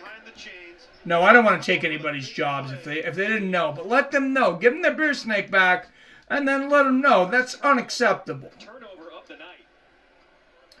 Wow, first turnover of the night, and it is a huge one with the Seadragons back to the end zone here. 18-14 Seadragons.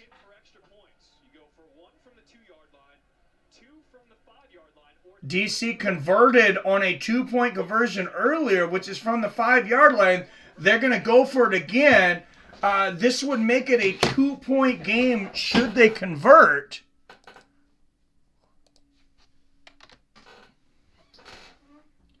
Oh, there's a hand up. Oh, the fake, and he gets it through. The 2-point attempt is good for the DC defenders. Still waiting. I haven't seen it.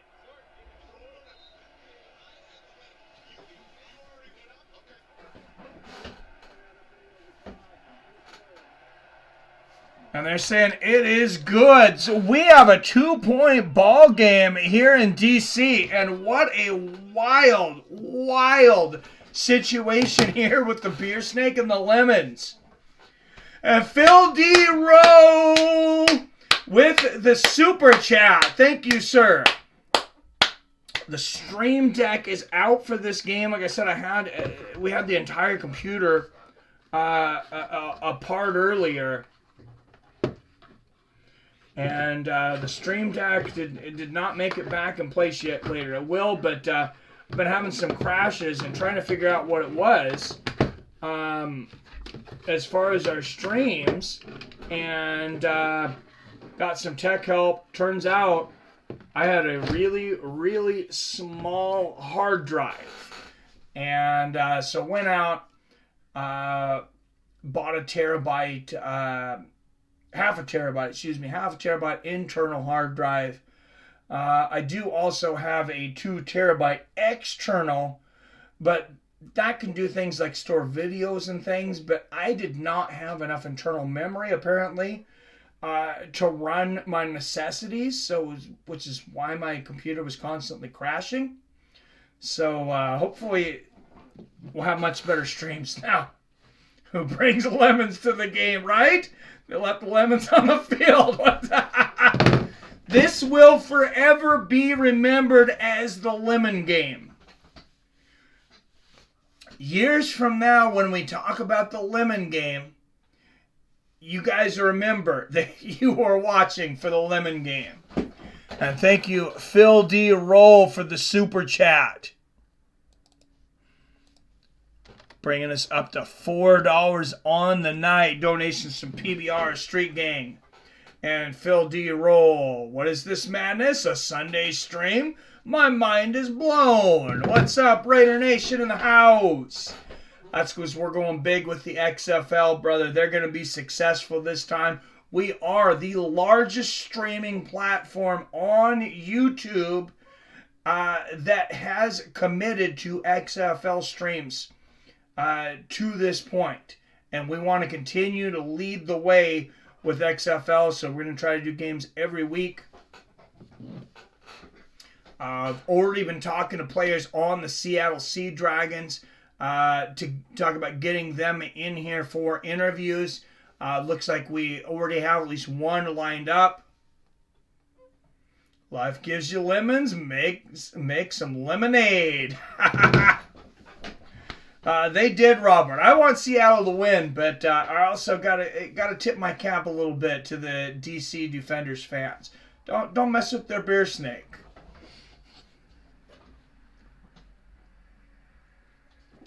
I want to see this beer snake actually too.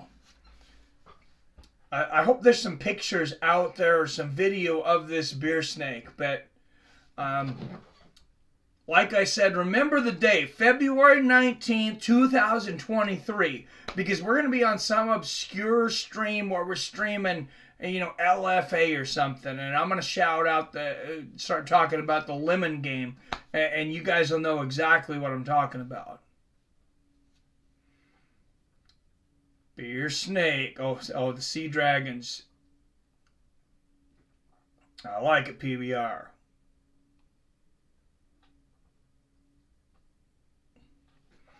All right, Seadragons will take over with just a 2-point lead here in the third quarter.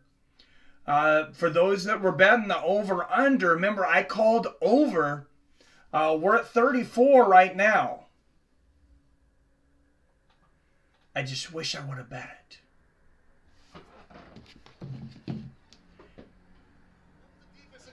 What did you see? Joey Diaz turns 60 today. Happy birthday, Joey Diaz. Well, yes, Raider Nation. Thank you. I think so, too.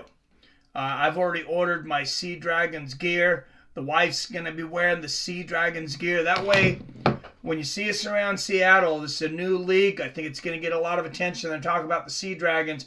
They're also going to get an earful about Fights of Friends. All right, and here is the kickoff to the 22, 86 to the 25-yard line. He's still going to about the 28-yard line. 6:19 left here in the third quarter. Yes, happy birthday, Joey Coco Diaz. And there are the Lemons on the field. So much so that it started another beer snake chant. They want to root on their team, but they want their 20,000 plus, ounces of that wonderful juice consumed, and in a long snake up the entire stands for them to have that. Well, Stormy, I'll tell you, it has captured the American people because This is incredible. February 19th, 2023, from here now will be known for the Lemon game. No matter what happens here today, the one thing we will all remember is the beer snake and the lemons. Want me some Joey Diaz. Science. Can I do that? It's his birthday, so I can do my best Joey Diaz impression here. I don't know. I don't know if I can do Joey Diaz, but let's give it a chance. Let's give it a shot here. 2nd and 10.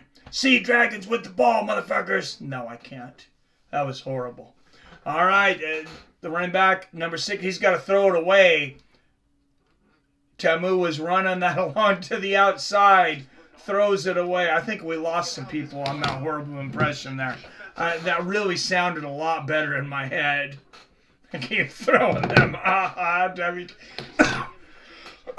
Hey, at least it's lemons.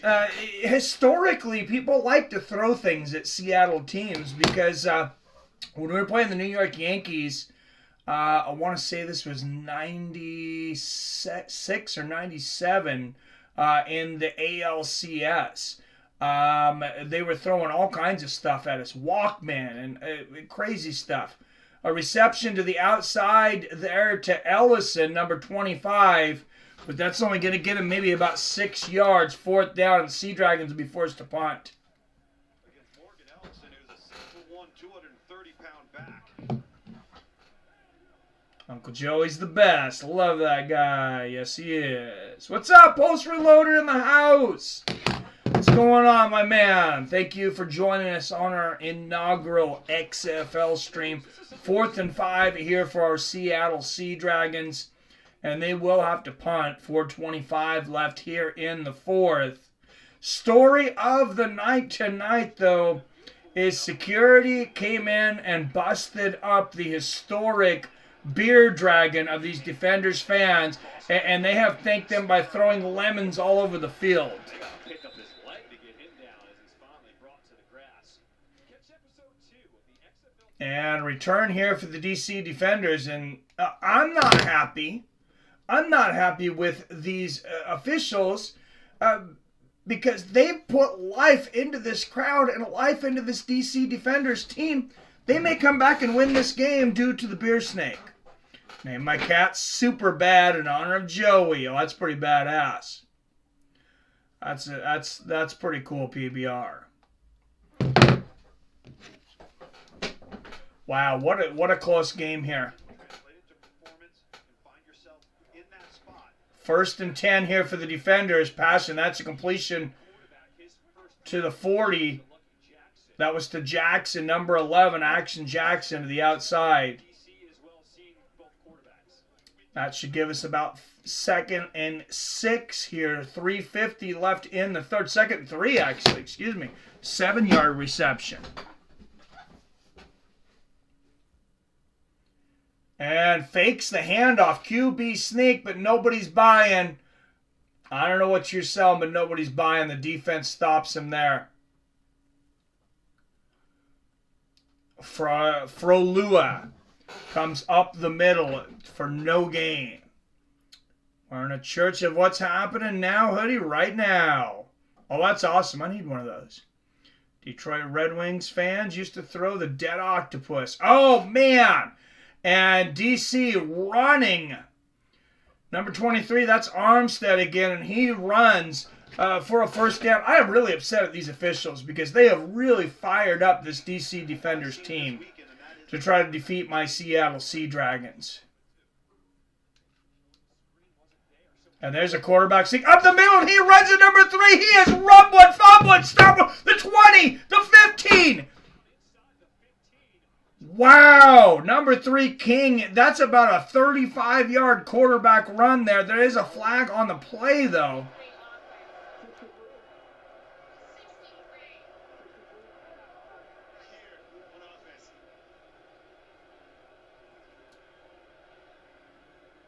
The officials having a little powwow here to make sure that they get right what happened here, but a long run for number 3, King, the running back. Or excuse me, quarterback for the Defenders.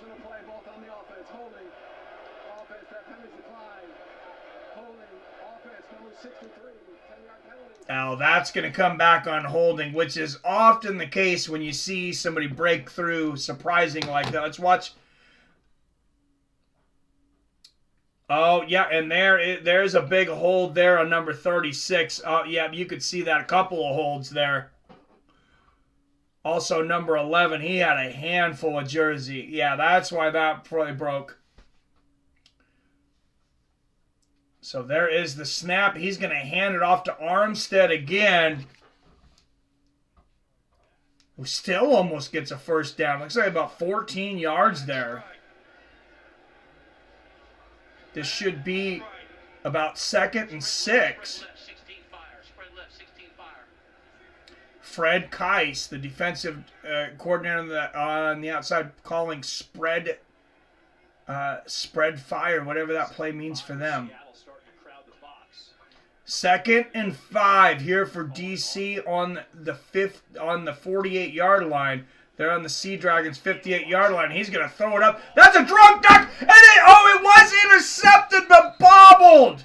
Oh my goodness. 2 Seadragons had a chance at intercepting that ball, got their hands on it, but looks like they kind of ran into each other. Yeah, Rock's there, man. It's coming back. Yes, OG, him and his ex-wife.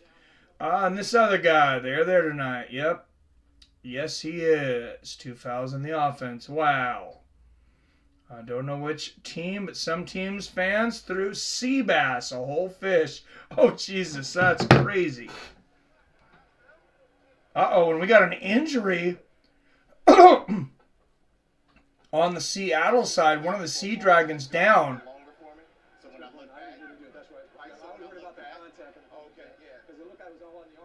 I think that was a collision when they were going for that interception, which, God, I really thought they had it.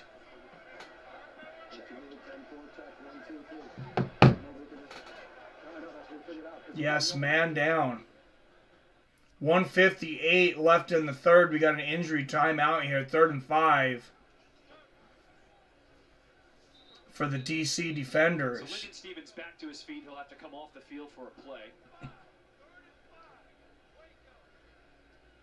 It'll bring up 3rd and 5 for DC. All right, here we go, 3rd and 5.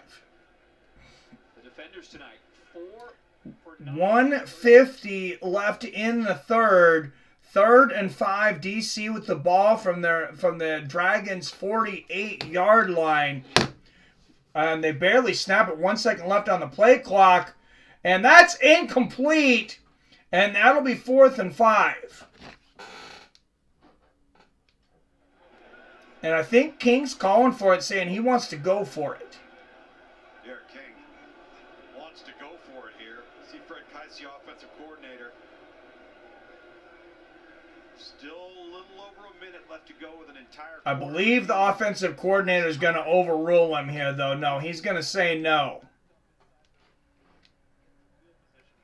So DC will be forced to punt. A little bit of bounce on the snap here. Great punt, though. And fair catch called for, and the Seadragons will take over on the 18-yard line. 1 minute left in the third. Still on an original XFL shirt from the Las Vegas Outlaws. That's right. Vegas has a team. I forgot. Can you send me a picture of that, OG, if I give you my email?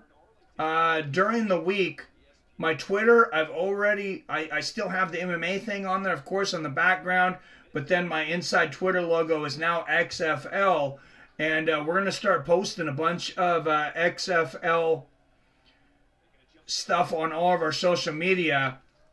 Number 28 runs it to about the 22-yard line there for the Seadragons. So if you can send that to me, I will post it all over our social media. And that goes for anybody with XFL gear.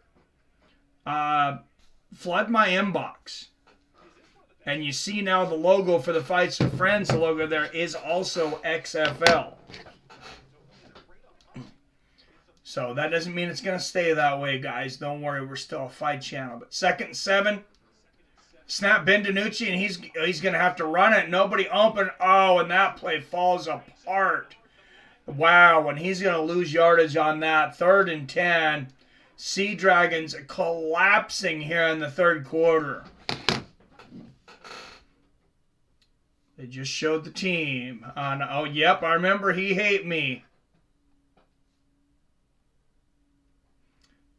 Oh, that's right. Vegas has a team. Yeah, Vegas Vipers. The Vegas Vipers are one of the 8 teams now. That is the end of the third quarter here in Washington, D.C. All right, end of the third. Seadragons holding on to a small lead, 18-16. As I mentioned, if you bet the over/under, you're about 4 points away for them hitting that 38.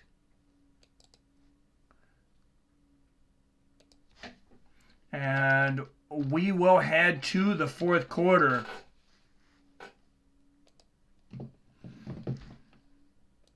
I know I've mentioned it several times today, but they, these games, they move quickly. Here in the XFL, we started at 5. We're 2 hours in. We got 1 quarter left. So, still a decently long game, but I think they're going to end up being a little bit shorter than NFL games because of the way they keep the clock running. Goal of the XFL, they said one of their big goals is to keep all the games under 3 hours, and they are well within that goal here with just 1 quarter to go, 2 hours into this game. I like fast-paced, and as I mentioned earlier, I really like those streams. I like my streams that are about 2.5 to 3 hours. I mean, I love the long streams sometimes, don't get me wrong. I really like the energy of a 2.5 to 3 hour stream, though, because I feel like it can be at 100% for that entire time.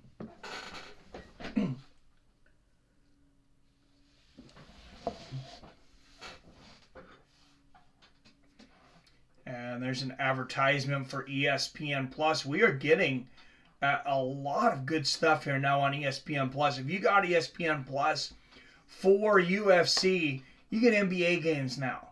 You get NHL games, a bunch of the NHL games. You'll get every single XFL game this year. They're all on ESPN Plus. And the next one will be St. Louis will come to Seattle. That's Seattle's first game. I'm trying to find somebody to go with me. I'm going to try to be in Lumen Field at that game, hoping to rub elbows with The Rock and meet some players and start to build a relationship with that team, because we're looking to get some of the players from the XFL on this channel. We've talked to a few of them. We have one confirmed, it sounds like, but Ben DiNucci today, 23 for 32, 198 yards, TD, did have an interception here for the Seattle Seadragons. Lemon, a whole fish. What's next to be thrown? A chicken sandwich? Hey, they kind of all go together, right? A bowl of Campbell's soup. Oh, that does not sound fun to get hit with. Rod Smart had on his jersey, and he hate me. I remember that. Still do that with new NFL. No, I haven't seen anybody have anything but their last name on so far. All right, 3rd and 9 here for the Seadragons. And pass over the man's intercepted! Another interception from Ben DiNucci. No! And he's running it. There was an interception a moment ago for a touchdown. Ever since the security came in and killed the DC beer snake, the fans got motivated. They started throwing lemons on the field, as you would expect them to do. And ever since then, DC has been on fire, and nothing seems to be going Seattle's way, as they are still holding on to a slim 2-point lead, but that is quickly evaporating. 1st and 10 for the DC defenders, and they're going to get the ball just a few yards out of the end zone. And it looks like it's going to be 12 yards outside of the end zone. A run from number 3 here. He gets about 2 yards there. But there's a flag. And I believe it might be unnecessary roughness on the defense.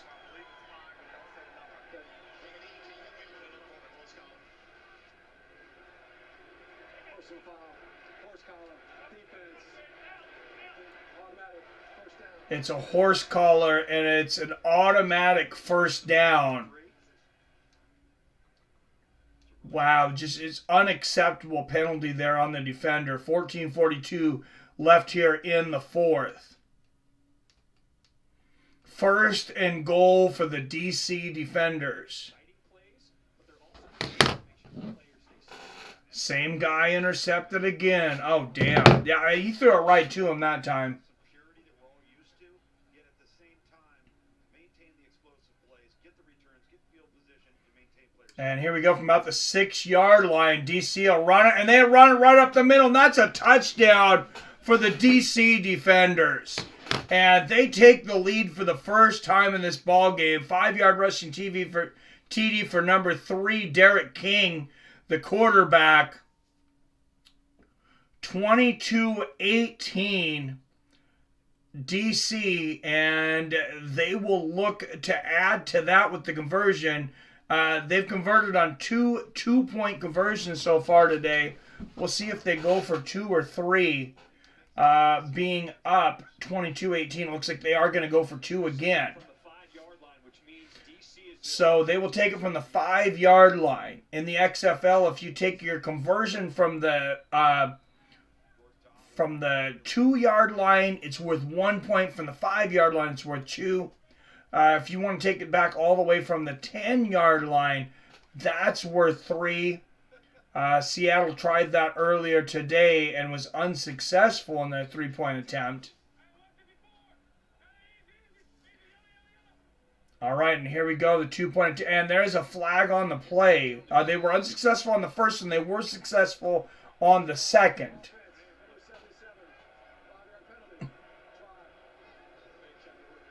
And that's going to be a 5-yard penalty, false start on the defenders. So they'll now be going from the 10-yard line for that same 2 points.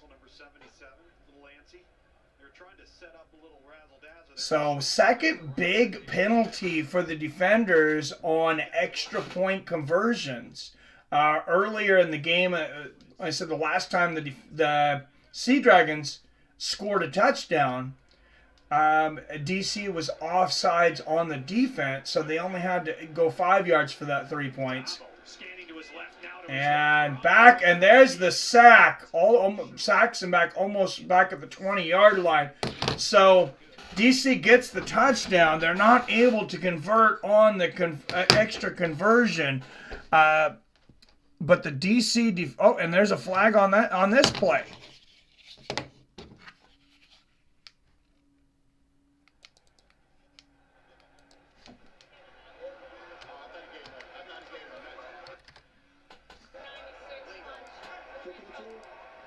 You can hear the refs talking here.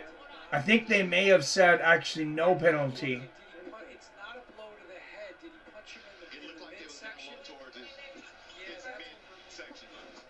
They were close together and he punched him up towards the gut. Oh, wow. Somebody punched a player in the gut. I'm not sure who it was. They're watching the instant replay right now. After the play, 12-yard line. We can't see it. I'm not even sure what team this was on here. They're showing Joseph, number 96. Yeah, we've got it. It's a punch to the midsection. If you're going to eject, we can eject. Yep. That's going to be an ejection. 96. So now he's going to be at close 15 for him. Turn off the VA.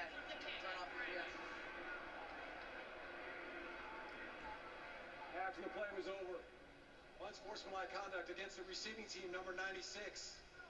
Throwing a punch, he is disqualified. That 15-yard penalty being assessed. Ensuing kickoff. Wow, so number 96 has been ejected for the game. Jeff, we're just going to move the Number 96, Daniel Joseph, unsportsmanlike conduct from the Seadragons, and you don't like to see that. That's not the way we want to be represented here in Seattle. Punch that guy in the gut. Horrible display here from number 96, Joseph. And just, that's definitely unsportsmanlike conduct, and that's gonna cost the team 15 yards too. Flag, what foul? Yep, low blow punch. Wow, and he's just have to leave the field. He's leaving the stadium, I believe. He's at least having to go back to the locker room. You've got to be able to see it and then work through it visually. And there is the kickoff from the defenders. Seadragons bringing it to the 20 to the 25 to the 32-yard line. Good return here for number 86, Knight. But wow, number 96 really put them in a bad position there. Not only getting ejected, but getting the 15-yard penalty. 1st and 10 for the Seattle Seadragons. But just a cowardice play by number 96 for the Seattle Seadragons, punching another player in the stomach. And there is the snap from Ben DiNucci, and that reception, he's going to make it back. Maybe the line of scrimmage. I think he might have lost a yard. 13:50, 2:51, 13:50 left here in the fourth quarter. 2nd and 10 here for the Seattle Seadragons.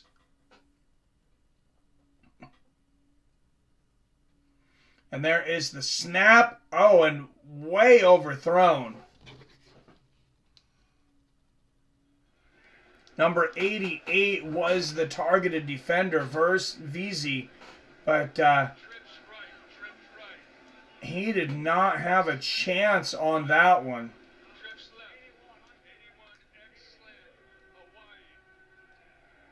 So obviously you're going to get your X on a slant route. Now Hawaii is a name for a pass concept that the other three. Yeah, that pass just got away from him. 3rd and 10, 13 minutes left here in the fourth. We really need a big play here. And number 80 catches it, but he's not able to get the first down, about 7 yards. That's going to make a 4th and 3, and I don't see them going for it on this side of the field. It's been tough for Seattle offensively because they can't get 4th and 2 here. So they're always in 3rd and 8. Story of the game, those 2 interceptions that led to 2 DC defenders touchdowns. Cameron Nizelek will punt away for Seattle. Jekez Ezard will be the returner for DC. Wow, and he punts it in the end zone. In the XFL, when you punt in the end zone, you get it on the 35-yard line. So Seattle just falling apart. They are just their own worst enemy right now. Get that bum out of the stadium, right? Did you get your shotgun beer cookies today, Mike? Yes, I did. The koozies, I did. I don't have it ready right now, but yeah, next stream we'll have the beer koozies. It's Robert gave me this idea. It's a beer koozie, you know, the little things that go on the outside of your beer, but it's got a button, and you push the button, and you can shotgun a whole beer from pushing the button. I've actually never shotgunned a beer, but we're going to do it for the first time here on the show. Not tonight, though.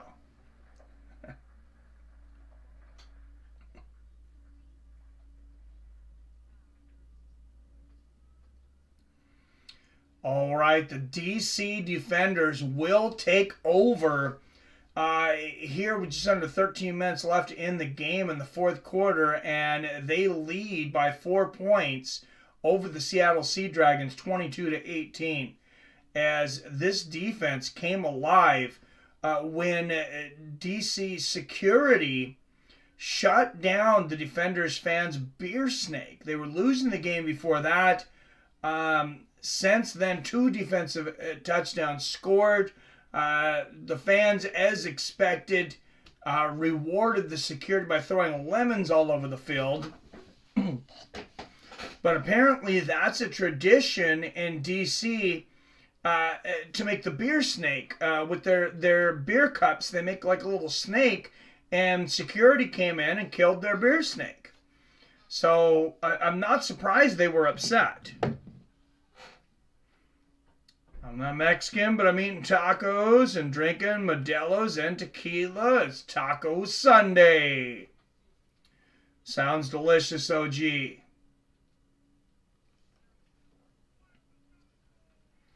Sounds delicioso.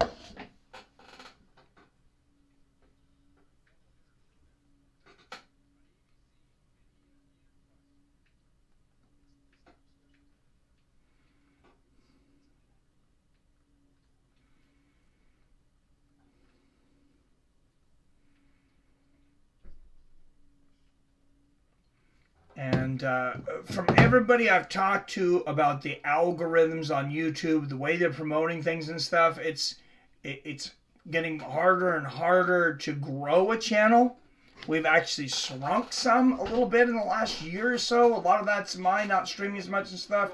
But I think we've really been coming back big in 2023. Been doing a lot more streams. But this is the push. I think it's do or die right now to push this channel if it's going to blow up or get buried in the algorithm. So I hope XFL ends up giving us the big push that MMA has over the years.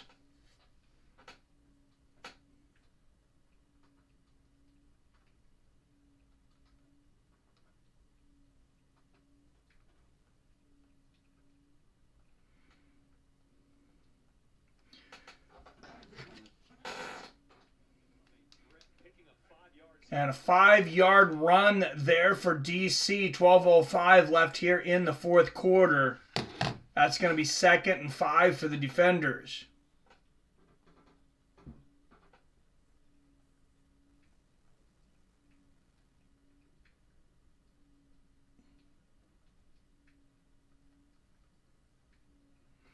And a reception over the middle. That's going to be a first down.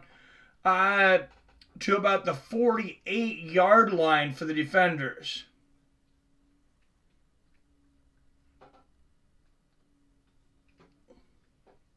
Mike, who you got? Fury or Paul? Oh, I got Paul all the way, man. I'm just waiting for those odds to be able to bet on DraftKings. Wow, and breaking about 4 or 5 defenders, almost getting another first down here is number 4, A. Smith. For the DC defenders, as the Seadragons just seem to be falling apart on both sides of the ball right now. 2nd and 3. That was a 7-yard run. Oh, gee, sounds like my kind of party, right? Oh, if this channel blows up, gets tons of new viewers, will us little guys be forgotten? Of course not, OG. You guys are the OGs. And on 2nd and 3, the run, and there is a first down for the DC defenders.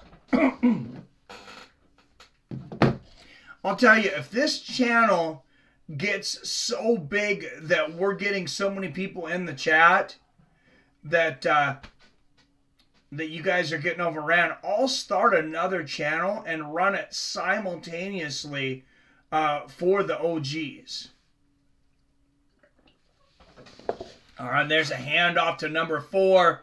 And the run to the outside, that's about another 5 yards there. And 10 minutes left in the fourth. Defenders with a 4-point lead. And they have just been on fire since the destruction of the famous beer snake.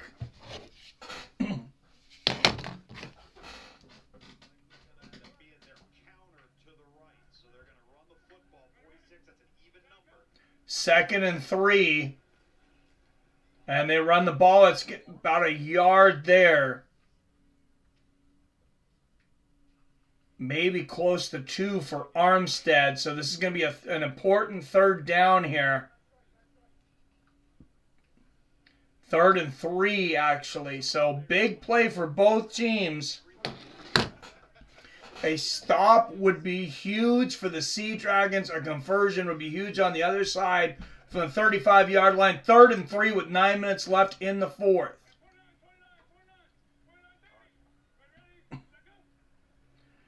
Tyuma with the snap. They're going to run it to the outside. It's going to be close. And 23, Armstead bowls through the defense and gets the first down. A huge run for the DC defenders. As much as I like this tight little community you've created here, hope your channel blows up. You really deserve it. Well, thank you, OG. I do too, man, because as much as I like a tight little community too, YouTube's not, they're only paying me like a couple bucks a month right now, so. Couple hundred. Well, you know, we'll get to 200-300 some months, but that's about it. And a run down the middle for about 3-4 yards there from Armstead again. He's just been a workhorse today, number 23. That was a 6-yard run, 2nd and 4 for the DC defenders on the Seattle's 22-yard line now. Seattle really needs a spark right now.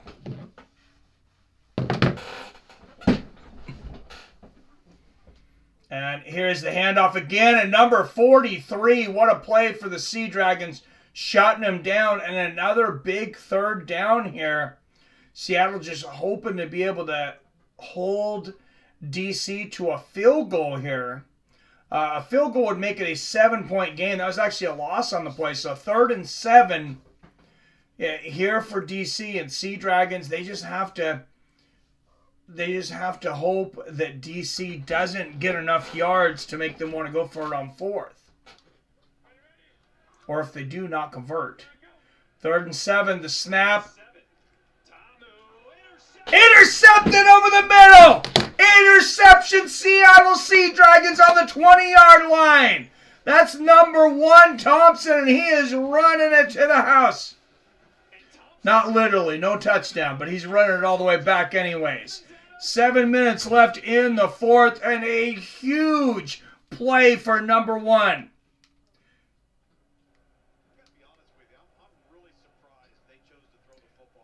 Oh, wow, and DC, they're throwing more than lemons. Their crowd's throwing more than lemons now. Keep it classy, DC.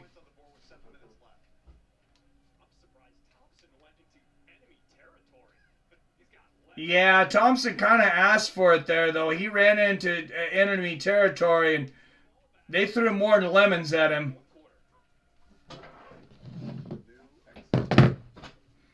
All right, a quick commercial break here. Seadragons with the ball. This has really been a back-and-forth battle. I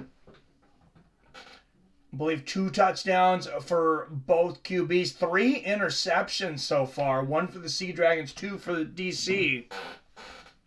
Yep, interception. Season tickets in your area on sale. Tickets for XFL games. As like I said, being the biggest streamer so far to do live stream XFL games, I will say they're very reasonable, guys. I can't imagine that anybody's really much more than the Seattle tickets because they're playing in the Seahawks Stadium, which is Lumen Field. And those tickets are $24, like right in the end zone. So you can get really nice tickets to these games for a really reasonable price. They're really within the price range of everyone. I still have never been to a Seattle Seahawks game because, I mean, I don't think you can get inside that field for under $200 by the time you pay the Ticketmaster fees. Seattle players need to throw lemons back at DC fans. They're throwing water bottles now. Oh, geez. Oh, we'll come up with something more creative. Like I said, I may be there Thursday night. If I'm there Thursday night, I'll be streaming from Lumen Field. If I'm not there Thursday night, I'll be streaming the game here on the YouTube channel as always. But I apologize. No stream box and the sounds and graphics that we generally have down for tonight, but the computer needed an update. We're getting a new big hard drive in there and should make our streams a lot more stable. Robert says, DC fans from now on are known as sourpusses to me. I like it. Yeah, they were really throwing the water bottles, too. Thank God they don't have anything glass in there. Now it is a 4-point lead for DC after Seattle came up with a huge interception. Stormy, who you got for us? Yeah, Bryce Thompson over here, a huge interception. All right, Bryce Thompson with that big interception. Get a little interview action on the sideline. Came out in bunch, so we went to our car, we locked in. Gibbo. Got it done. Thank you. Thank you. Love it. Bryce Thompson, 2 seasons with the New Orleans Saints, 2021 and 2022. Played college for Tennessee. 7 minutes left in the fourth quarter. Ben DiNucci back, finds number 3 for a reception. About 3 yards there on the play. That was Pearson again. Pearson's had a great night so far. I was going to say the other P word.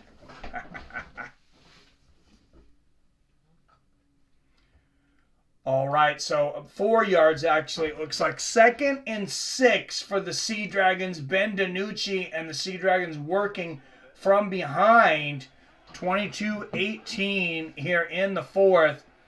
DiNucci back, finds a receiver again. That's Pearson again, number 3. And that's a first down. And that's past the 30-yard line. That interception, it looks like that might have been the spark that Seattle needed.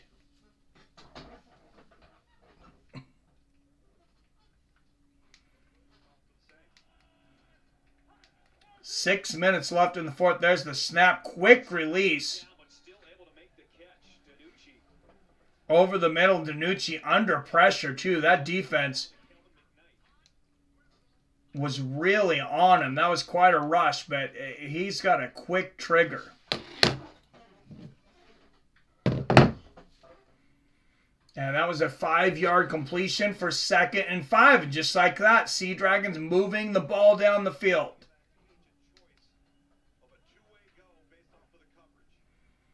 Snap to DiNucci. Oh, it's batted in the air. That one incomplete.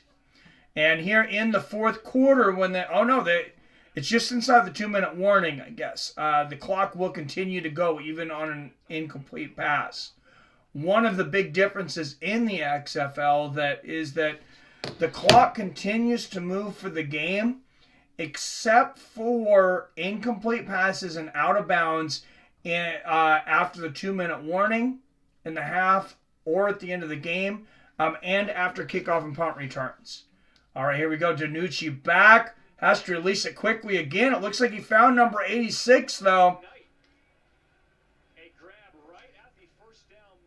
And Knight gets it. Wow, did he have some pressure. Pressure on the quarterback, pressure for the receiver. DC, they were coming for the kill. I can't believe they got that first down there, actually. 1st and 10, 4:30 left in the fourth. Snap to DiNucci, and he's going to have to get rid of it quickly again. Overthrows the receiver, number 4. 2nd and 10 for Seattle. What you're starting to see here is when Seattle gets into no-backs and empty. This is going to be a real nail-biter. You see the stats on Ben DiNucci today. 233 yards, 1 touchdown, but 2 interceptions. The big mar here. Should he get the victory? Very few people will remember that. But you got to get the W. All right, from the 45, DiNucci back. There's a reception, but he only gets about 4 yards there, so 3rd and 6 for the Seadragons. Big tackle there for the defenders. Actually got 5 out of it, so 3rd and 5 and a huge 3rd down play here for the Seattle Seadragons. They are at midfield. They're on the defender's 48-yard line. Here comes the snap. Swing pass, but he's not able to get anywhere. The defense takes him down. That's most likely going to be a loss, and that's going to force them possibly to punt. Wow, that was a huge stop for the DC defenders. Right now, number 1, if you're Pearson, you don't ever go back to the inside. That's where all the bad guys are. Yeah, Pearson unfortunately cut the wrong direction there after that reception. This is 4th and 8. They're going to go. They have to make a decision and go now. They've wasted way too much time here. They're going to go for it on 4th and 8? Oh, my goodness. DiNucci back, 4th and 8, and it's batted away, and they turn the ball over midfield. Wow, not the worst place on the field to go for it there, because after the punt, it's probably going to make about a 30-yard difference. But the momentum swing there for DC, not a good situation here for Seattle. 2:34 left in this game, and the DC defenders will take the ball at midfield.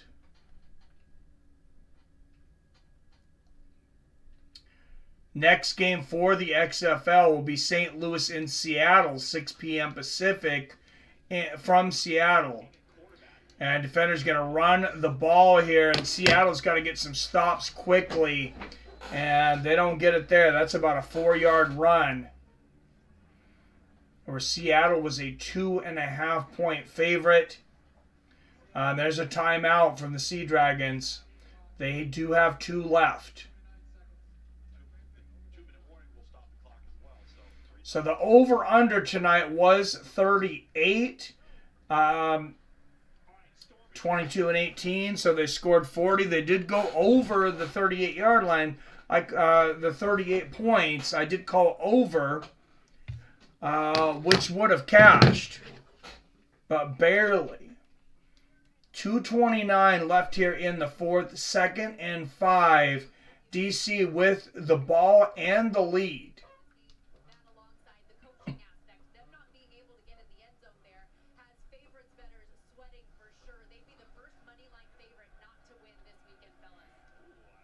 And they fake the handoff, QB sneak, and Seattle stops him for about a yard loss. That'll officially go down as a sack. 3rd and 6. And Seattle calls their second timeout. They'll get an automatic timeout at the 2-minute warning. And then inside the 2-minute warning here in the XFL, the clock will be stopped on incomplete passes and if a player goes out of bounds. But this is really a nail-biter right now, a big 3rd down. There's been a lot of big 3rd downs here in this 4th quarter. Really only one has gone Seattle's way so far, but it was an interception.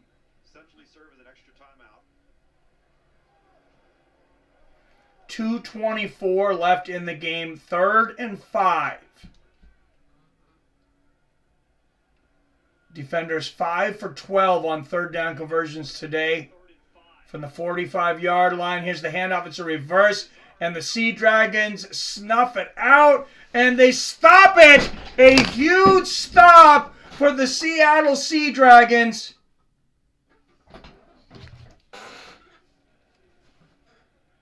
And Seattle will use their final timeout. They'll get one more with the 2-minute warning.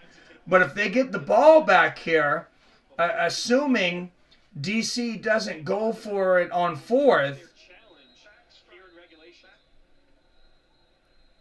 they should have plenty of time.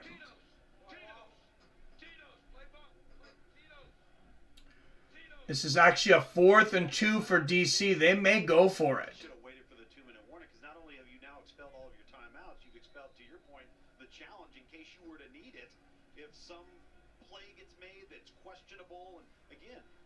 Yeah, Seattle probably should have saved that timeout. They were gonna, the clock was gonna stop at 2 minutes and 16 seconds anyways. So 4th and 2, and DC is going to go for it because they're at a great spot on the field. They're almost within field goal range. So the defenders are going to call a timeout here. DC calls a timeout here with 2:16 left in the game. DC up 22-18, threatening to score, but it is 4th and 2. Rules the same as the NFL. There are a few differences. One of the biggest ones is generally the play clock keeps running, even after an incomplete pass or if a player goes out of bounds. The only time that doesn't happen is inside the 2-minute warning on each side. The play clock also is stopped after kickoff and punt returns. No extra points. And there's a tier of conversions. Oh, and the Seadragons snuff it out again, and they stop them on 4th down. There will be no touchdown. There will be no field goal, and the Seattle Seadragons take back over. What a stop by this defense.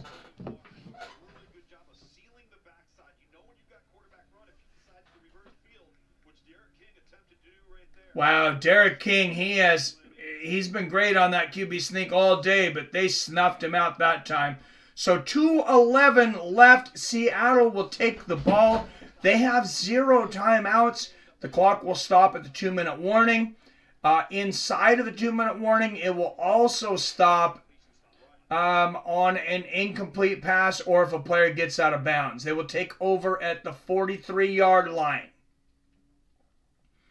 And a field goal will not win it.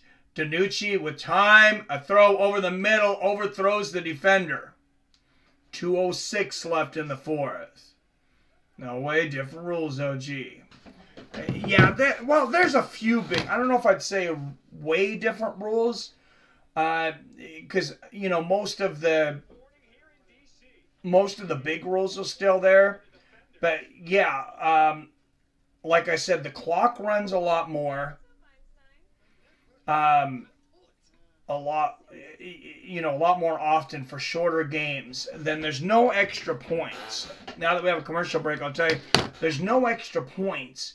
But instead of a 2-point conversion like in the NFL, they can take it from the 2-yard line, one shot for 1 point.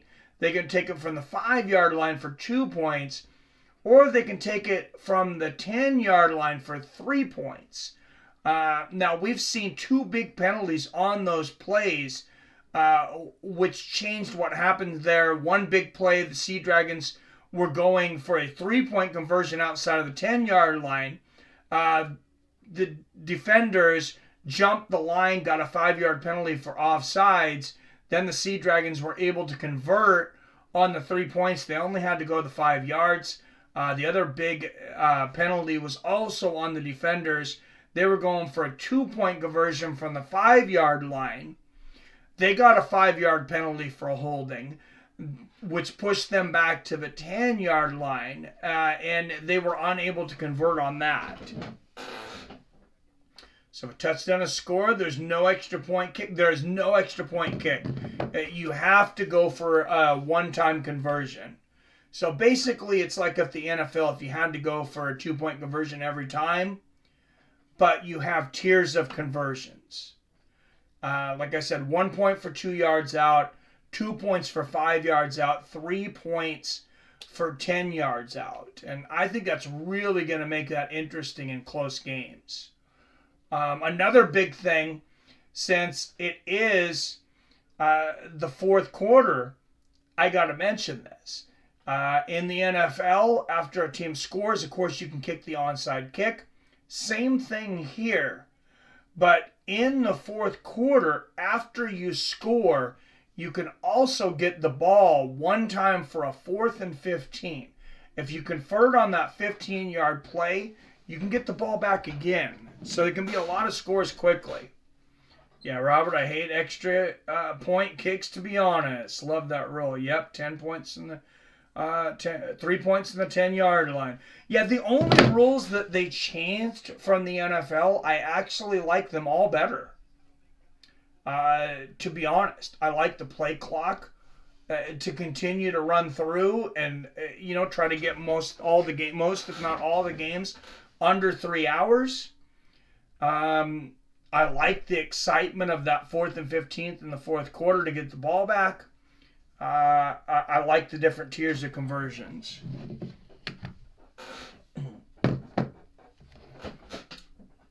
Two sacks, 2 interceptions, and 1 return for a touchdown for the defenders' defense today. The Seadragons will take it from their 38-yard line, 2nd and 10. DiNucci running for the outside. Slings it, and he finds a receiver. Wow, what a throw from Ben DiNucci. Wow. And he finds number 0, Gordon, the former Super Bowl champion in the NFL. What a pass and reception. DiNucci to Gordon. Get used to hearing that combination this season. DiNucci back, and he finds number 3, Pearson, on the outside, and that's going to be about 5 yards. 129, 28, 27, 26, 125 left in this game. 2nd and 9. It is a barn burner, guys. No timeouts remaining for the Sea Dragons. That means they will also be unable to challenge. And DiNucci back. He slips, but he recovers. Ends up throwing the ball away. Throws it near Pearson, but Pearson really didn't have a shot at that one. That will stop the clock. 1:03 left in this game. 3rd and 9 for the Sea Dragons. Obviously, we're in 4th down territory here.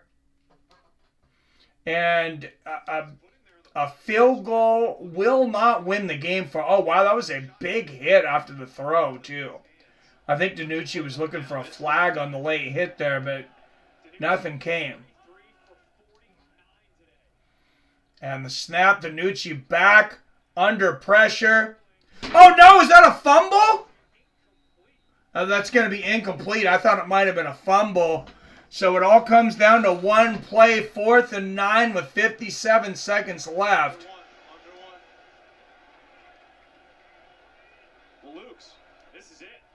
And this defender's defensive coordinator looks like he's ready to fight somebody right now. He's pushing his own players. He's screaming. They are intense right now. It all comes down to one play, 4th and 9, 57 seconds left. Do or die.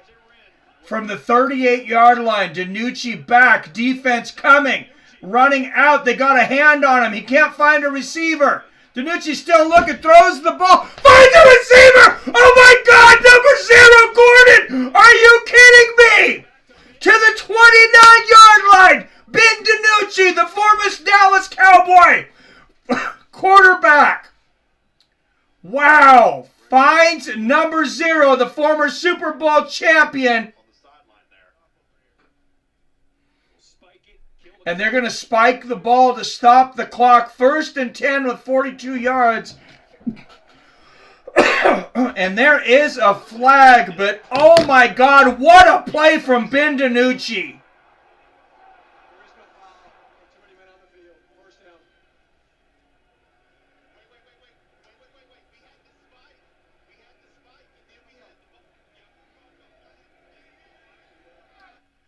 So there's a penalty on the play, but there's a flag, but they're arguing over exactly what happened. They're saying too many men on the field. Sea Dragons. I like that, PBR. All right, we'll see what the official call is. So they pick up the penalty flag. So they're saying no penalty on the play. They allowed the players to explain what had happened there. And the officials were humble enough to listen to it. I like it. I also like that everyone's mic'd up, so there's no secret about what's going on. This is actually much more transparent than what we see in the NFL. DiNucci steps up. And DiNucci's got the ball. 2nd and 10. He's going to run it to the outside. Oh, my God. He got hit hard. He's looking for a flag. And wow, that was a helmet to helmet. That was a big hit on DiNucci. I'm not seeing a flag yet, but he runs it about 8 yards. Looks like it's going to be 3rd and 2 for the Sea Dragons. Sure is. Yeah, that seems like an obvious helmet to helmet. You see head coach yelling at his coaching staff. That dude is wild. He was going off. 3rd and 2 on the 8 yards out of the end zone. DiNucci back with the pass. And Pearson catches it. That's a 1st down, 1st and goal for the Seattle Seadragons. Number 3, Pearson. And he's had a hell of a game. What a comeback this would be for the Seattle Seadragons in this strange beer snake lemon game. And he's going to spike the ball to stop the clock again. 26 seconds left. Remember, a field goal won't do him any good. What a miraculous comeback this would be for the Seattle Seadragons. Is this a situation where Seattle can still run the ball? I would say no because of the style of offense that they're going to call. Ohio should be double out. Second and goal from the 2-yard line. DiNucci back. He's going to run it. And he's sacked! Oh no, 20 seconds left. They got to run to the line. They got to run. They got to run. They got to run to spike the ball.